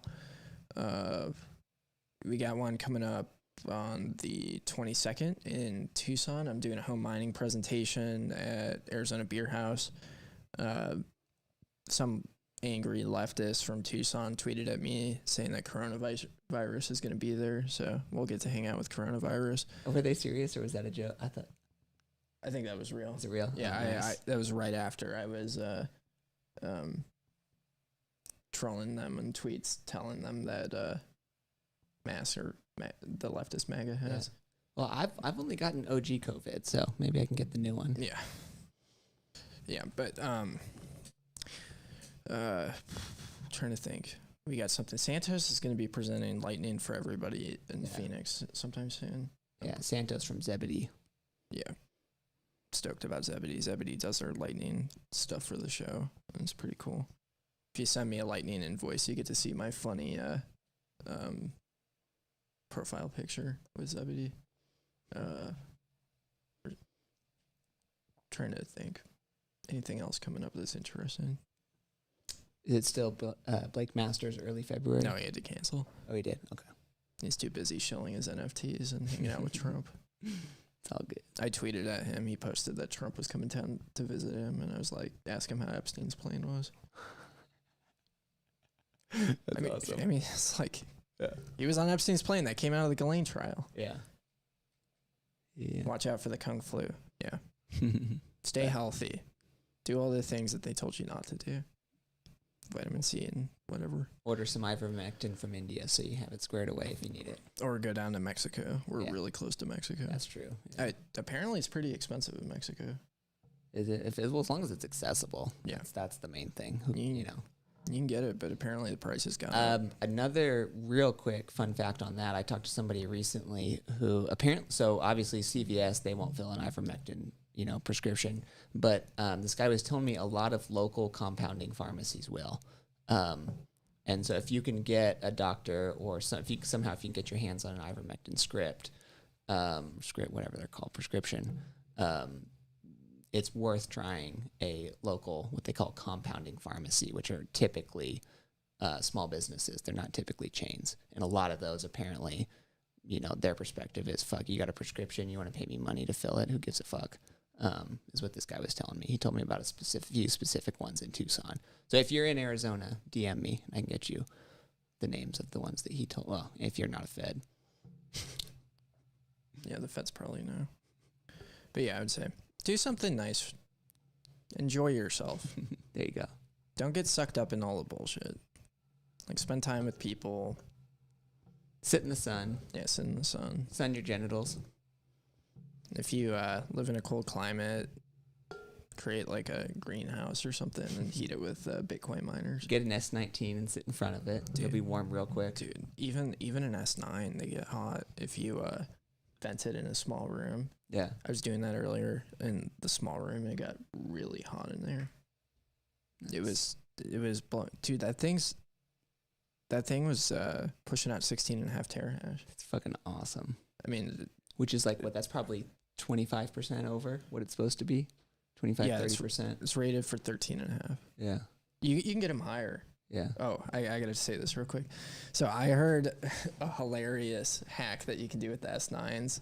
That's just really stupid and not productive whatsoever. But you can do a power supply on each hash board and push it up. Like you just get 3 power supplies and put one to each hash board and push it up to like 25 terahash. Not. I mean, because here's a thing. You know, you're wanting to run it as efficient as possible. So there's a point where you can push overclock these miners to like insane rates, but it's just not efficient. You're using more electricity than it's worth doing at that point. Yeah. So one super quick story. So I know somebody who runs an S3, and it's because long story short, has an arrangement where he has 7 to 8 hours a day of free power, the TLDR. And so that was like, he got it S3, obviously, I mean, I'm sure it was free.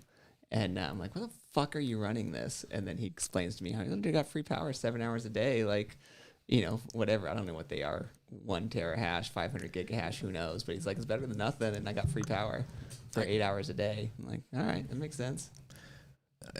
Yeah, it's got to be in the gigahash because the S7's like 3 terahash. Okay. So, yeah. So I'm sure or maybe S7's what he has. It's definitely not an S9. It's older than an S9 for sure. I got to see an S3 and an S1 last week, and it was pretty cool. I sent pictures. Yeah. Anyways, thanks for everybody joining Spaces and chat. Zorn, AK, Surfer Jim earlier. Dom. Yeah. Good luck. Good luck with all that stuff with your wife. I know his wife. His wife's awesome. Okay. Good deal.